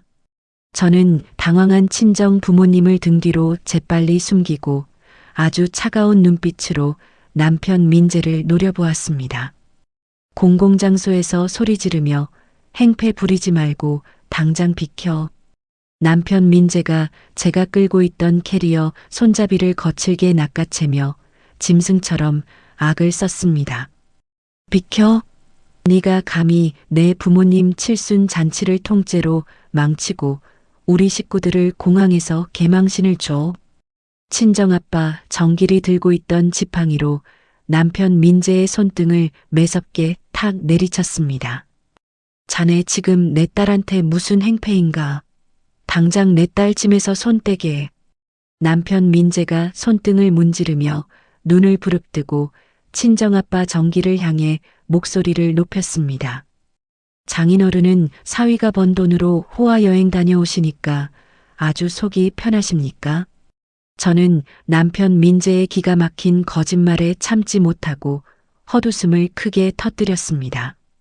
당신 돈? 당신이 언제 내 여행 경비에 단 10원 한 장이라도 보탠 적 있어? 남편 민재가 목에 시퍼런 핏대를 세우며 아주 억지스러운 궤변을 늘어놓았습니다. 결혼한 부부 재산은 싹 다 공동 재산이야. 네가 나가서 번 돈도 전부 다 내 돈이라고. 저는 남편 민재의 비겁한 얼굴 앞까지 바짝 다가가서 또박또박 입술에 힘을 주어 대꾸했습니다. 전기요금 250원 더 내라고 할 때는 칼같이 내 돈 가르더니 이제 와서 공동재산 타령을 해? 남편 민재가 씩씩거리며 점퍼 안주머니에서 구겨진 서류 봉투 하나를 꺼내 바닥에 신경질적으로 내동댕이 쳤습니다. 너 당장 이거 읽어봐. 내가 쓴 이혼 소장이야. 위자료 5천만 원에 내 사업장 재산분할까지 싹 다 청구할 거니까 뼈저리게 후회할 준비나 해. 저는 바닥에 나뒹구는 서류 봉투를 힐끗 내려다보고는 아주 가소롭다는 듯이 콧방귀를 꼈습니다. 고마워. 안 그래도 이혼 절차를 어떻게 밟을까 고민했는데 당신이 먼저 알아서 나서주니 수고를 덜었네. 친정엄마 명희가 남편 민재를 혐오스럽다는 눈빛으로 쳐다보며 가슴을 퍽퍽 쳤습니다. 아이고, 방귀 낀 놈이 성을 낸다더니 자니가 우리 딸 피를 말려놓고 어디서 큰 소리를 치나. 공항 보안 요원들이 심상치 않은 소란을 감지하고 무전기를 들고 저희 쪽으로 빠르게 다가왔습니다. 저는 부모님의 양손을 이끌고 남편 민재를 무시한 채 서둘러 택시 승강장으로 걸음을 옮겼습니다. 엄마 아빠 저런 미치광이 상대하지 마시고 얼른 집에 가서 쉬세요. 제가 완벽하게 다 알아서 할게요. 친정아빠 정길이 걱정스러운 표정으로 제 어깨를 단단하게 감싸주었습니다. 서윤아, 저놈이 해코지라도 하려고 들면 바로 경찰에 신고해서 잡아가라고 해야 한다. 걱정 마세요. 제 밥그릇 뺏으려는 도둑놈 하나 못 쫓아낼 만큼 저 약하지 않아요. 부모님을 태운 택시가 멀어지는 것을 확인하고 저는 핸드폰 전원을 켰습니다. 전원이 들어오자마자 화면에 부재중 전화 수십 통이 찍혔고 곧이어 시어머니 숙자가 곧바로 전화를 걸어왔습니다. 통화 버튼을 누르자마자 시어머니 숙자의 갈라진 비명이 제 고막을 날카롭게 찔렀습니다. 이 썩어 문드러지려나? 네가 인간이냐? 네가 어떻게 감히 시애미 등에 칼을 꽂아? 저는 공항버스를 기다리며 아주 평온하고 나지막한 목소리로 대답했습니다.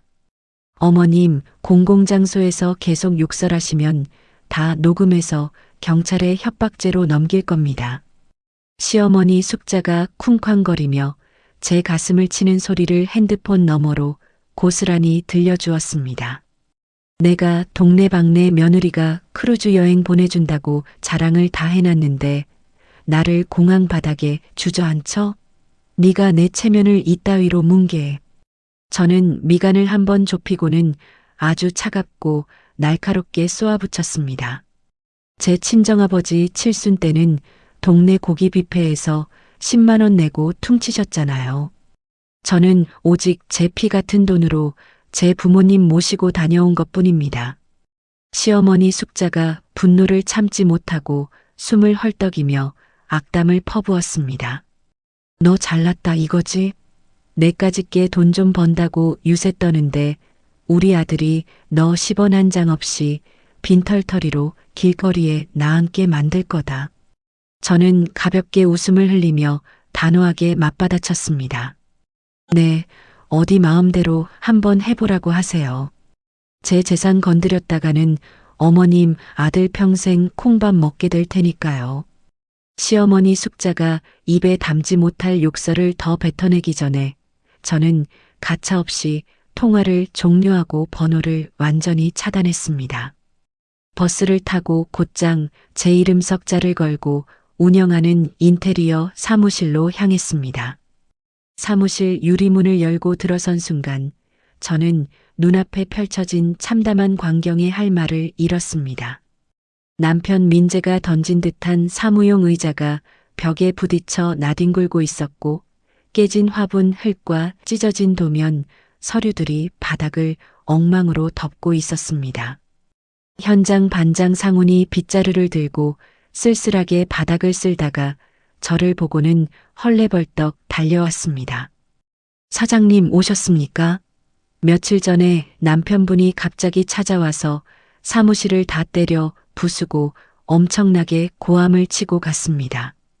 저는 바닥에 떨어진 제 명패를 주워들며 이를 꽉 깨물었습니다.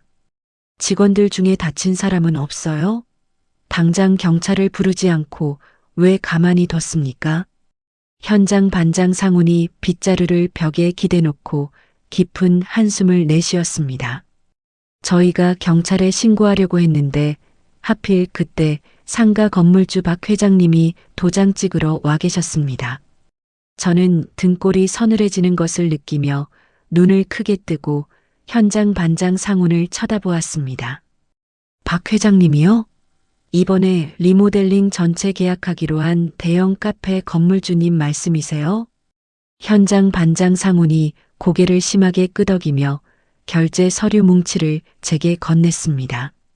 네, 사장님 남편분이 막 욕을 퍼부으면서 회사 돈이 다 자기 거라고 소리치는 걸 박 회장님이 눈앞에서 다 보셨습니다. 그리고는 당장 계약을 보류하겠다고 화를 내고 가셨습니다. 저는 주먹을 꽉 쥐고 부들부들 떨리는 입술을 지식이듯 깨물었습니다. 단순히 돈 몇 푼 아끼려던 남편 민재의 복수극이 이제는 내 인생과 직원들의 밥줄이 달린 일터를 완전히 파괴하려는 악랄한 공격으로 변해 있었습니다. 저는 즉시 책상 앞 의자를 당겨 앉고 노트북 전원을 켰습니다. 인터넷 뱅킹 사이트에 접속하여 법인 자금 통장과 부부 공동명의 통장의 최근 거래 내역을 아주 꼼꼼하게 살폈습니다. 화면에 붉은색으로 뜬 출금 거절 내역 수십 건을 발견한 저는 경악을 금치 못했습니다. 남편 민재가 제가 비행기를 타고 한국을 떠난 직후부터 매일같이 통장에서 돈을 빼내려 한 시도들이 고스란히 기록되어 있었습니다. 저는 떨리는 손으로 은행 콜센터 전화를 걸어 담당 상담원을 연결했습니다. 고객님, 18일 오후에 남편분께서 대리인 자격을 주장하시며 영업점에 방문해 법인 계좌 전액 이체를 집요하게 요구하셨습니다. 저는 식은땀이 흐르는 이마를 손등으로 닦아내며 다급하게 물었습니다. 실제로 이체를 실행한 건 아니죠?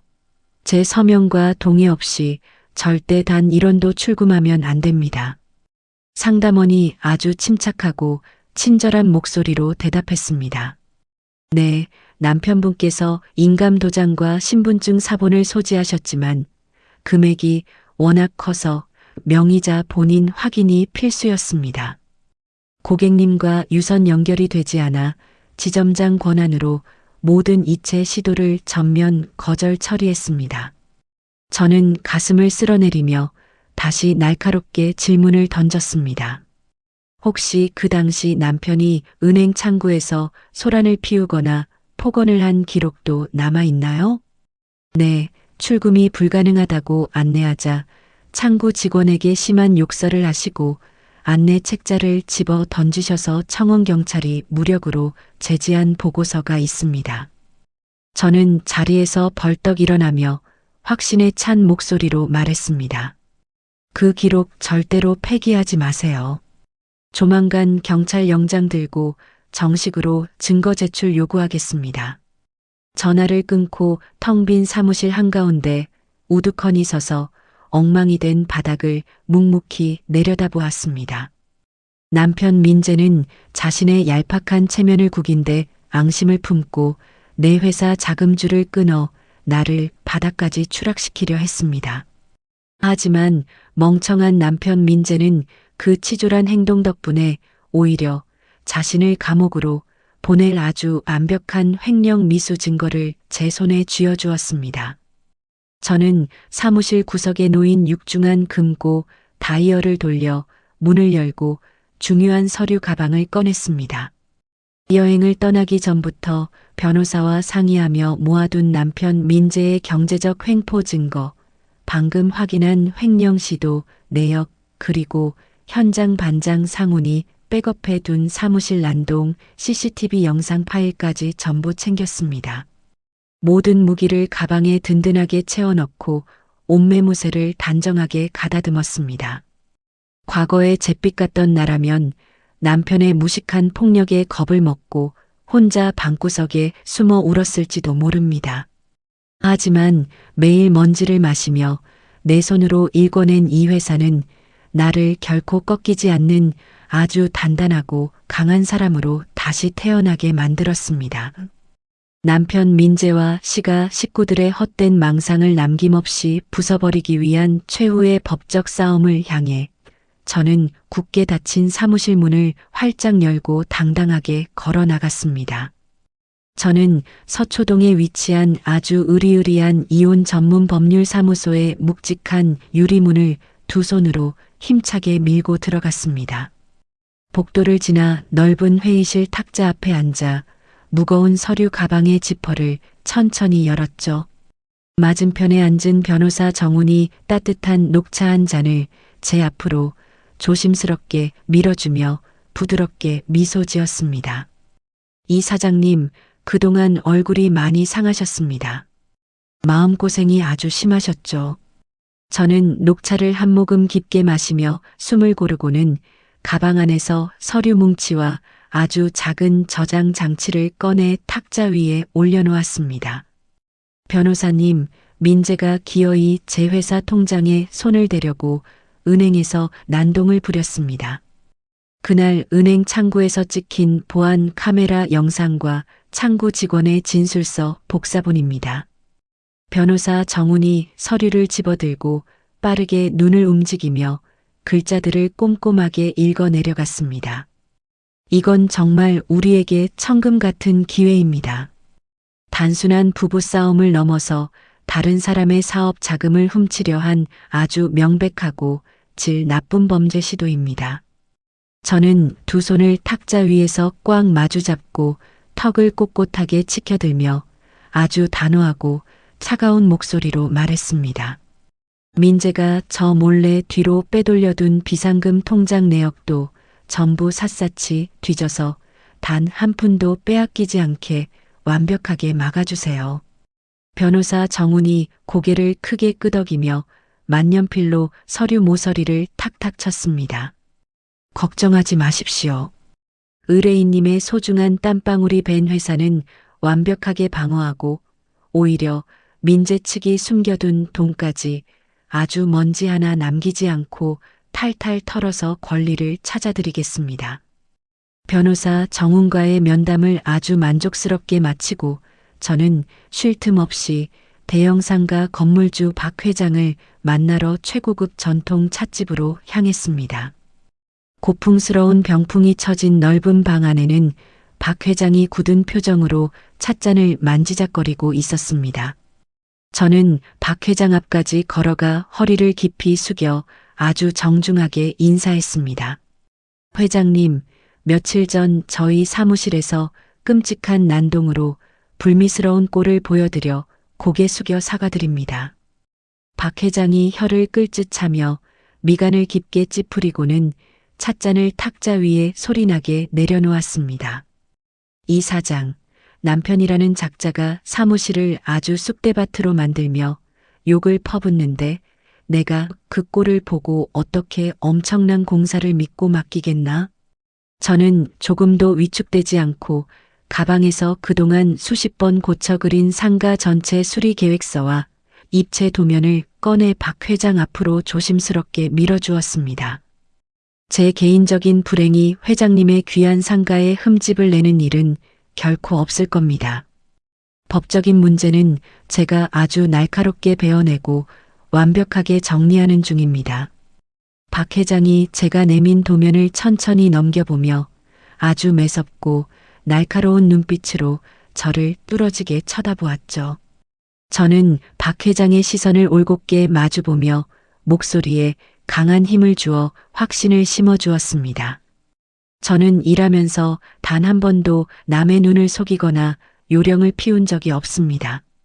제 이름을 걸고 회장님의 상가를 동네에서 가장 빛나는 건물로 만들어내겠습니다.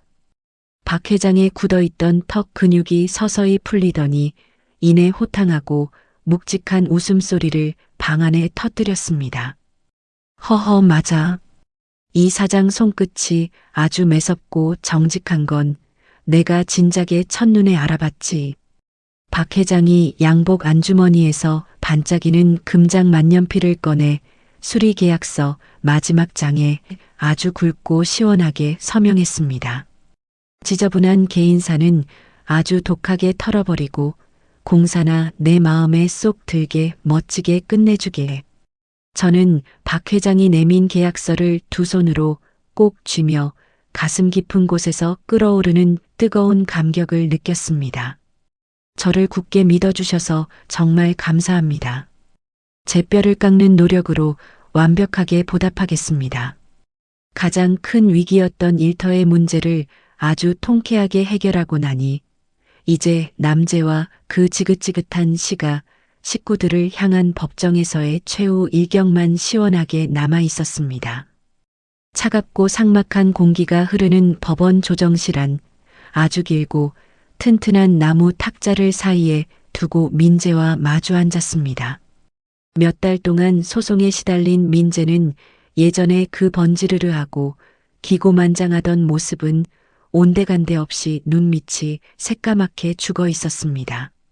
민재가 저를 보자마자 이빨을 빠득빠득 갈며 손가락으로 제 코앞을 거칠게 가리켰습니다. 너 진짜 끝까지 사람 피 말려 죽일 작정이야. 내가 통장에 돈이 어디 있다고 수천만 원짜리 위자료를 달라고 난리야. 저는 의자 등받이에 등을 편안하게 기대고 팔짱을 단단히 낀 채 민재의 핏발 선 눈을 아주 여유롭게 쳐다보았습니다. 네가 내 회사를 부수고 내 돈을 훔치려 한 무거운 죗값을 묻는 건데 왜 그렇게 말이 많아? 민재가 주먹으로 책상을 쾅쾅 내리치며 얼굴을 시뻘겋게 붉히고 악을 썼죠. 우리 결혼할 때 머리부터 발끝까지 다 반반으로 계산해서 했잖아. 위자료고 나발이고 각자 번 돈은 각자 챙기고 여기서 깔끔하게 도장 찍고 끝내. 제 옆에 조용히 앉아있던 변호사 정훈이 헛기침을 한 번 하고는 아주 두꺼운 서류 다발을 탁자 한가운데에 소리나게 던졌습니다. 민재 씨, 부부 공동생활비는 10원짜리 하나까지 야박하게 의뢰인님께 청구하시더니 정작 본인은 아주 두툼한 뒷주머니를 차고 계셨더군요.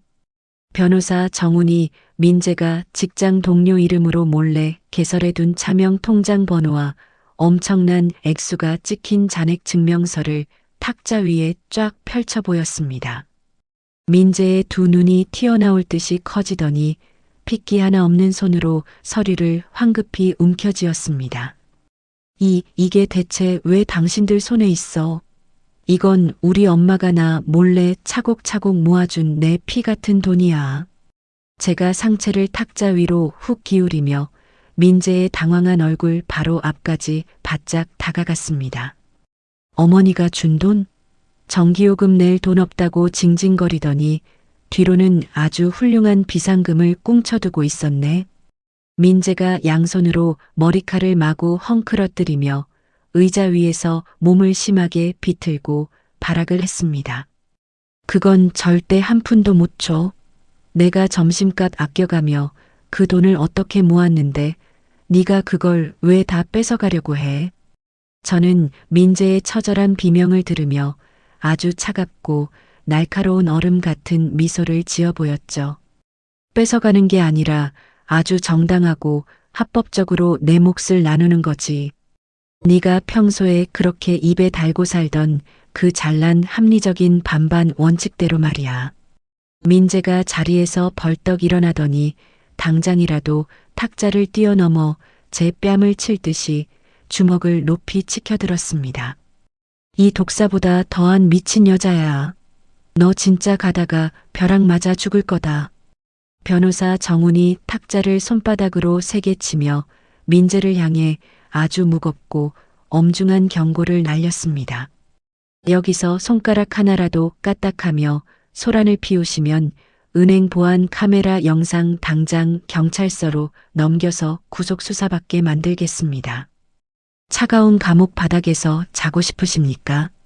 민재는 감옥이라는 두 글자에 다리 힘이 풀린 듯 의자에 털썩 주저앉아 짐승처럼 엉엉 소리 내어 울기 시작했습니다. 서윤아, 내가 다 잘못했어. 내가 정말 죽을 죄를 지었으니까 제발 저 돈만은 건드리지 마. 저는 콧물까지 흘리며 바닥에 엎드려 싹싹 비는 민재의 초라한 정수리를 내려다보며 단 한 줌의 동정심도 허락하지 않았습니다. 네가 그렇게 목숨처럼 벌벌 떨며 아끼는 돈, 이번 기회에 아주 법대로 시원하게 다 털어줄 테니까 똑바로 각오해. 법의 차가운 칼날은 아주 냉정하고 한치의 오차도 없이 민재의 숨통과 지갑을 동시에 완벽하게 조여버렸습니다. 길고 지루했던 소송이 끝나고 법원 밖으로 나서는 길, 살을 애는 차가운 겨울바람이 제 옷깃을 매섭게 파고들었습니다. 대리석 계단을 반쯤 내려가기도 전에 텅 빈 광장 뒤편에서 아주 다급하고 찢어지는 듯한 비명소리가 제 귓가를 때렸습니다. 서윤아, 우리 예쁜 며느리야. 제발 멈춰서서 내 말 좀 들어봐라. 뒤를 휙 돌아보니 시어머니 숙자가 머리핀도 다 빠진 산발을 하고 화장기 없는 초췌한 얼굴로 저를 향해 헐레벌떡 뛰어오고 있었습니다. 시어머니 숙자가 거친 숨을 몰아쉬며 제 손목을 두 손으로 덥석 부여잡고는 바닥에 무릎을 꿇을 듯이 허리를 푹 꺾었습니다. 내가 정말 다 잘못했다. 우리 민재 통장 돈 다 뺏기고 완전히 길거리에 거지로 나앉게 생겼어. 네가 넓은 마음으로 한 번만 눈 감아주고 소송 좀 취하해 다오. 저 멀리서 뛰어온 민재도 시어머니 숙자 뒤를 따라와 무릎을 꿇고 훌쩍거리며 제 코트 자락을 아주 비굴하게 잡아당겼죠. 여보, 내가 앞으로 죽을 때까지 당신한테 생활비 10원 한 장 안 받을게. 우리 처음 만났을 때처럼 다시 좋게 시작하자, 응? 저는 아주 끔찍하고 역겨운 벌레를 털어내듯 민재와 시어머니 숙자의 거친 손을 매몰차게 확 뿌리쳤습니다. 어머님, 이제 입에 담기도 싫은 남입니다. 길거리에서 함부로 남의 몸에 더러운 손 대지 마세요. 시어머니 숙자가 차가운 아스팔트 바닥에 털썩 주저앉아 눈물을 뚝뚝 흘리며 자기 가슴을 주먹으로 퍽퍽 내리쳤습니다. 우리가 칠순 여행 못 가서 동네방네 망신당한 건 다 잊고 덮을 테니까 제발 우리 아들 통장 돈은 뺏지 마라. 그 돈 뺏기면 우리 아들 진짜 한강물에 뛰어들어야 한다. 저는 시어머니 숙자의 가증스러운 눈물 연기를 내려다보며 아주 길고 날카로운 코웃음을 쳤습니다. 며느리를 돈 찍어내는 기계 취급하며 매일 피를 빨아먹을 때는 언제고 이제 와서 불쌍한 척 죽는 소리를 해대세요. 제가 뒤도 돌아보지 않고 차갑게 걸음을 옮기려 하자 시어머니 숙자가 갑자기 자리에서 벌떡 일어나 민재의 등짝을 사정없이 후려치기 시작했습니다. 이 등신 머저리 같은 놈아. 네가 마누라 눈치를 똑바로 살폈어야지. 네가 그깟 푼 돈 아낀다고 쪼잔하게 굴어서 우리 집안 다 박살나게 생겼잖아. 민재도 눈에 핏발을 세우고 지지하는 채 시어머니 숙자의 어깨를 획 밀치며 거리 한복판에서 악을 썼습니다. 엄마가 옆에서 며느리 돈 뜯어내서 여행 가자고 매일 부채질했잖아. 엄마가 냉장고 사달라고 지랄만 안 했어도 내가 이 꼴은 안 당했어. 길거리 한복판에서 서로에게 온갖 책임을 떠넘기며 짐승처럼 물어뜯고 뒹구는 두 사람의 모습은 참으로 처참하고 한심했습니다. 저는 그 더럽고 추악한 진흙탕 싸움판을 뒤로 한 채 아주 가벼운 깃털 같은 발걸음으로 미리 불러둔 고급 택시에 사뿐히 올라탔습니다. 차창 밖으로 점점 작아지며 멀어지는 시가 식구들의 흉물스러운 꼴을 바라보며 저는 아주 깊고 평온한 숨을 길게 내쉬었죠. 단 한 푼의 금전적 손해도 허락하지 않고 오히려 그들이 가장 끔찍하게 숭배하는 돈을 모조리 법적으로 빼앗아 완벽한 제 권리를 통쾌하게 되찾았습니다. 택시가 복잡한 시내 중심가로 미끄러지듯 진입하며 눈부신 오후의 황금빛 햇살이 창문을 넘어 제 얼굴을 따뜻하게 쓰다듬었습니다. 저는 가방에서 핸드폰을 열어 단축번호 1번으로 지정된 친정엄마 명의에게 기쁜 마음으로 전화를 걸었습니다. 엄마, 법원 서류 정리 방금 다 끝났어. 도장 완벽하게 찍었으니까 이제 나 진짜 마음 편한 자유야. 친정엄마 명의가 전화기 너머로 세상을 다 가진 듯이 환하게 웃으며 대답하는 소리가 차 안에 기분 좋게 울려 퍼졌습니다. 정말 고생 많았다, 우리 훌륭한 딸. 오늘 저녁에 내 아빠가 제일 비싸고 맛있는 소갈비 사주신대. 서둘러서 빨리 와라. 저는 창밖에 구름 한 점 없이 맑고 파란 하늘을 올려다보며 아주 활짝 소리내어 웃어 보였습니다. 질척거리고 숨막히던 과거의 거미줄을 아주 예리한 칼로 깔끔하게 끊어내고 오직 나만을 위한 단단하고 눈부신 삶을 향해 힘차게 시동을 거는 기적 같은 순간이었습니다. 건물주박 회장의 대형 상가 리모델링 공사가 마침내 성공적으로 끝난 어느 화창한 봄날이었습니다. 안전모를 고쳐 쓴 저는 1층 로비 중앙에 서서 마감 도면을 아주 꼼꼼하게 살피고 있었죠. 현장 반장 상훈이 수건으로 이마에 땀을 훔치며 제게 바짝 다가왔습니다. 사장님, 2층 천장 조명 설치와 원목 바닥재 작업 방금 완벽하게 끝냈습니다. 박 회장님이 원하시던 대로 아주 따뜻하고 넓은 공간이 나왔습니다. 제가 도면을 둘러둘러 말아주며 현장 반장 상훈의 어깨를 가볍게 두드렸습니다. 그동안 야근하느라 정말 수고 많으셨어요. 바닥 타일 틈새에 먼지 낀 곳 없는지 마지막으로 한 번만 더 철저하게 확인해 주세요. 그때 상가 입구의 임시 자동문이 스르륵 열리며 양복을 말끔하게 차려입은 박 회장이 환한 얼굴로 들어섰습니다. 박 회장이 뒷짐을 지고 1층 로비를 훌쩍 둘러보며 입을 떡 벌리고 감탄사를 연달아 내뱉었습니다. 허허, 이거 내가 머릿속으로 상상했던 것보다 훨씬 더 훌륭하구먼. 이 사장 손을 거치니 다 죽어가던 낡은 건물이 아주 숨을 크게 쉬는 것 같아. 저는 안전모를 벗고 박 회장을 향해 허리를 깊이 숙여 정중하게 인사했습니다. 회장님께서 마음에 드신다니 다행입니다. 저를 끝까지 흔들림 없이 믿어주신 덕분에 제 실력을 아주 아낌없이 쏟아부을 수 있었습니다. 박 회장이 제 손을 두 손으로 덥석 맞잡으며 위아래로 힘차게 흔들었습니다. 다른 업자들은 중간에 자재값을 올리며 속임수를 쓰려 했는데 이 사장은 처음 약속한 견적 그대로 아주 정직하게 일을 해냈어. 내가 앞으로 우리 모임 사람들 건물 공사는 무조건 이 사장한테 다 몰아줄 테니까 당장 직원들 더 뽑을 준비나 단단히 해두게. 제가 환하게 소리내어 웃으며 다시 한번 고개를 숙였습니다. 정말 진심으로 감사합니다. 회장님 기대에 어긋나지 않게 최고로 튼튼하고 아름답게 지어드리겠습니다.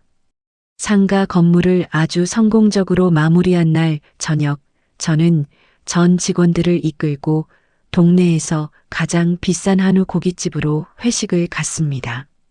현장 반장 상훈이 소주잔을 높이 치켜들며 아주 우렁차고 씩씩한 목소리로 건배를 제의했습니다. 우리 이 사장님과 회사의 눈부신 앞날을 위하여 다 같이 잔을 듭시다.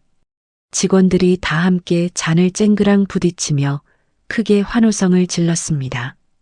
위하여. 불판 위에서 지글지글 익어가는 고기를 직원들의 접시에 부지런히 올려주며 저는 세상을 다 가진 듯한 뜨거운 포만감을 느꼈습니다.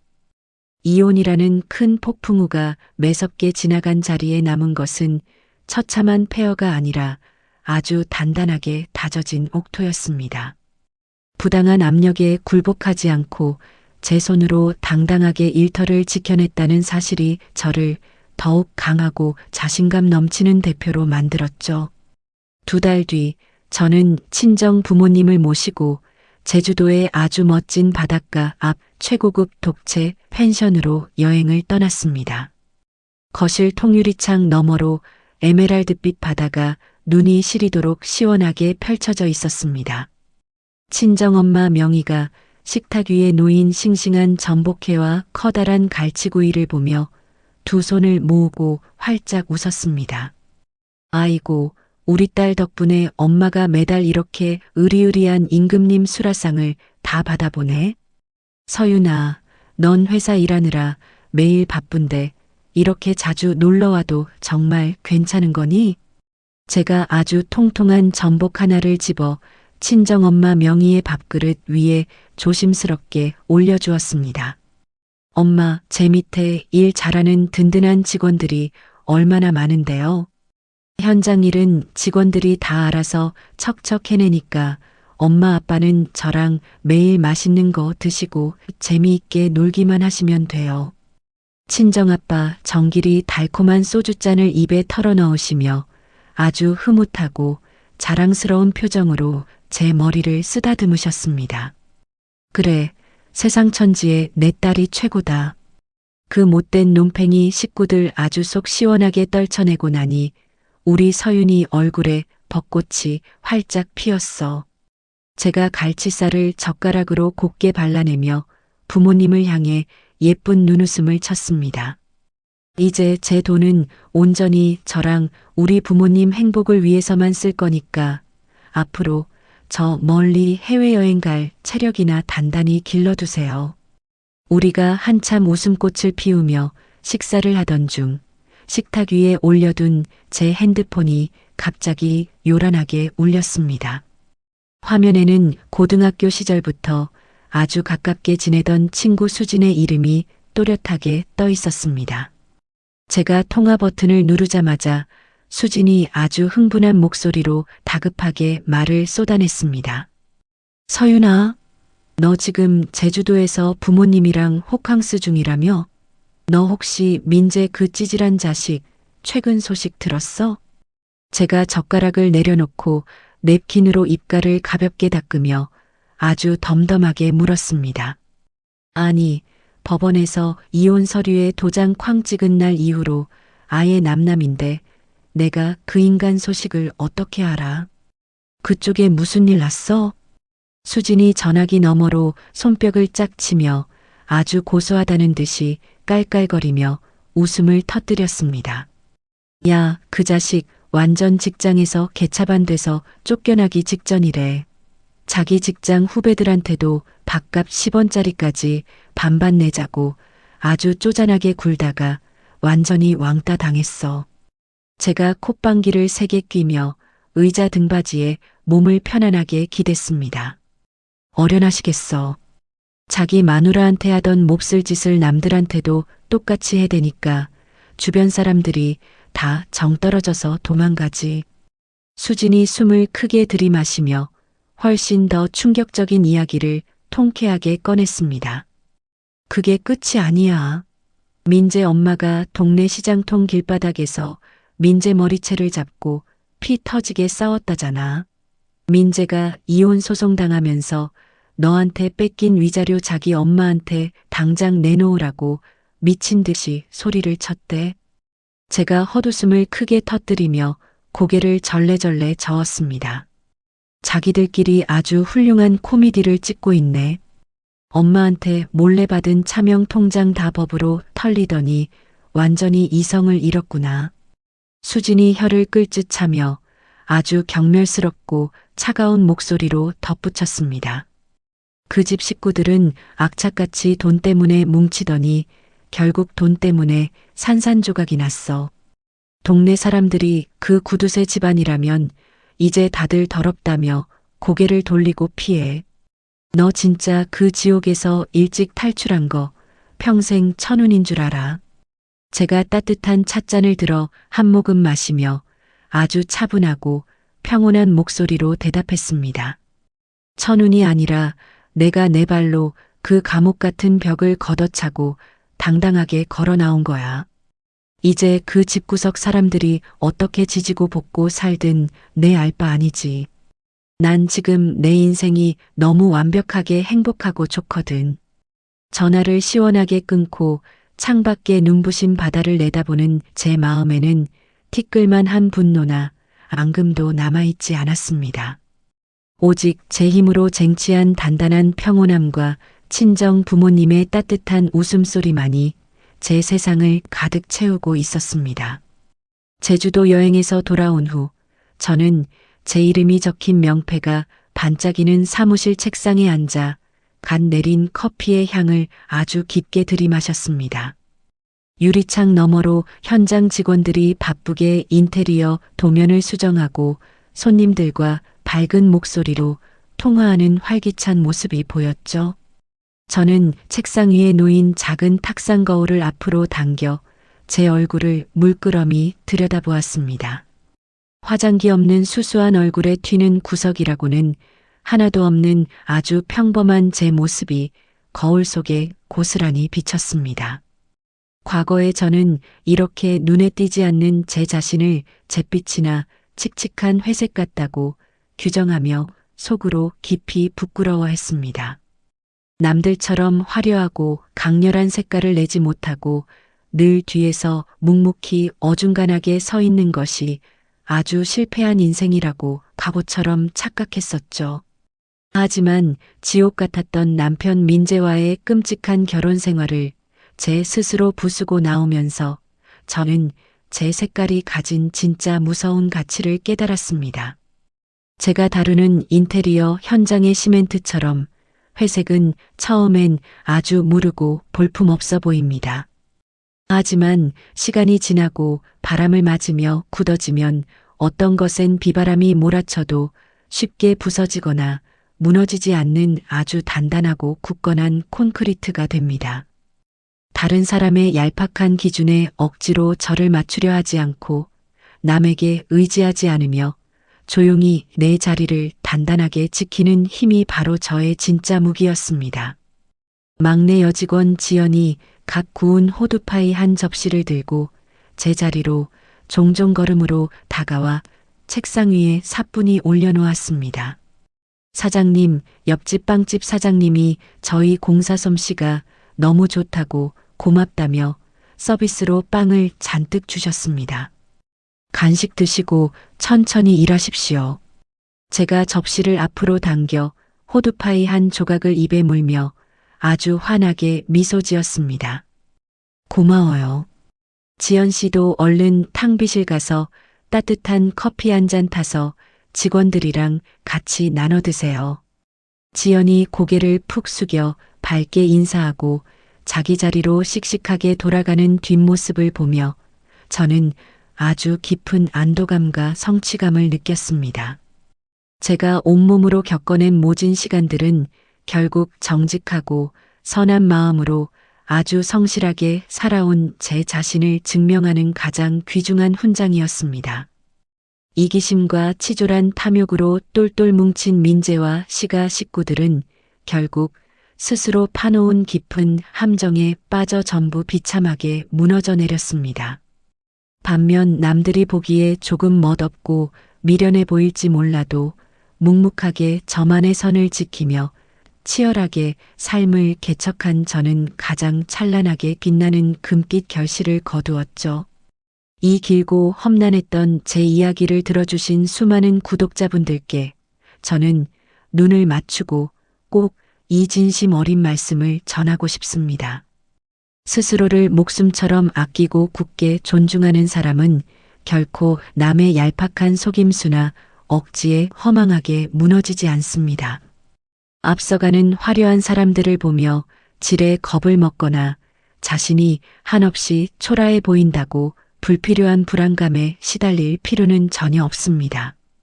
자신만의 굳건한 속도와 묵직한 색깔을 굳게 믿고 묵묵히 걸어가다 보면 결국 선하고 정직한 사람이 세상의 최후 승리를 거머쥐는 날이 반드시 찾아옵니다. 여러분의 소중한 권리를 침해하는 부당한 요구에는 아주 단호하게 고개를 젓고 거절의 목소리를 내세요. 그리고 가장 소중한 가족과 자신의 단단한 일상을 지키기 위해 필요할 때는 기꺼이 매서운 칼을 빼다는 강력한 용기를 가슴에 품으시길 바랍니다. 저 역시 앞으로도 저를 아낌없이 사랑해주는 친정 부모님과 저를 굳게 믿고 따르는 직원들, 그리고 무엇보다 제 자신을 위해 아주 씩씩하고 당당하게 살아갈 것입니다. 창밖으로 눈부시게 쏟아져 내리는 오후의 찬란한 햇살이 오늘따라 제 어깨를 더욱 포근하고 따뜻하게 감싸 안았습니다.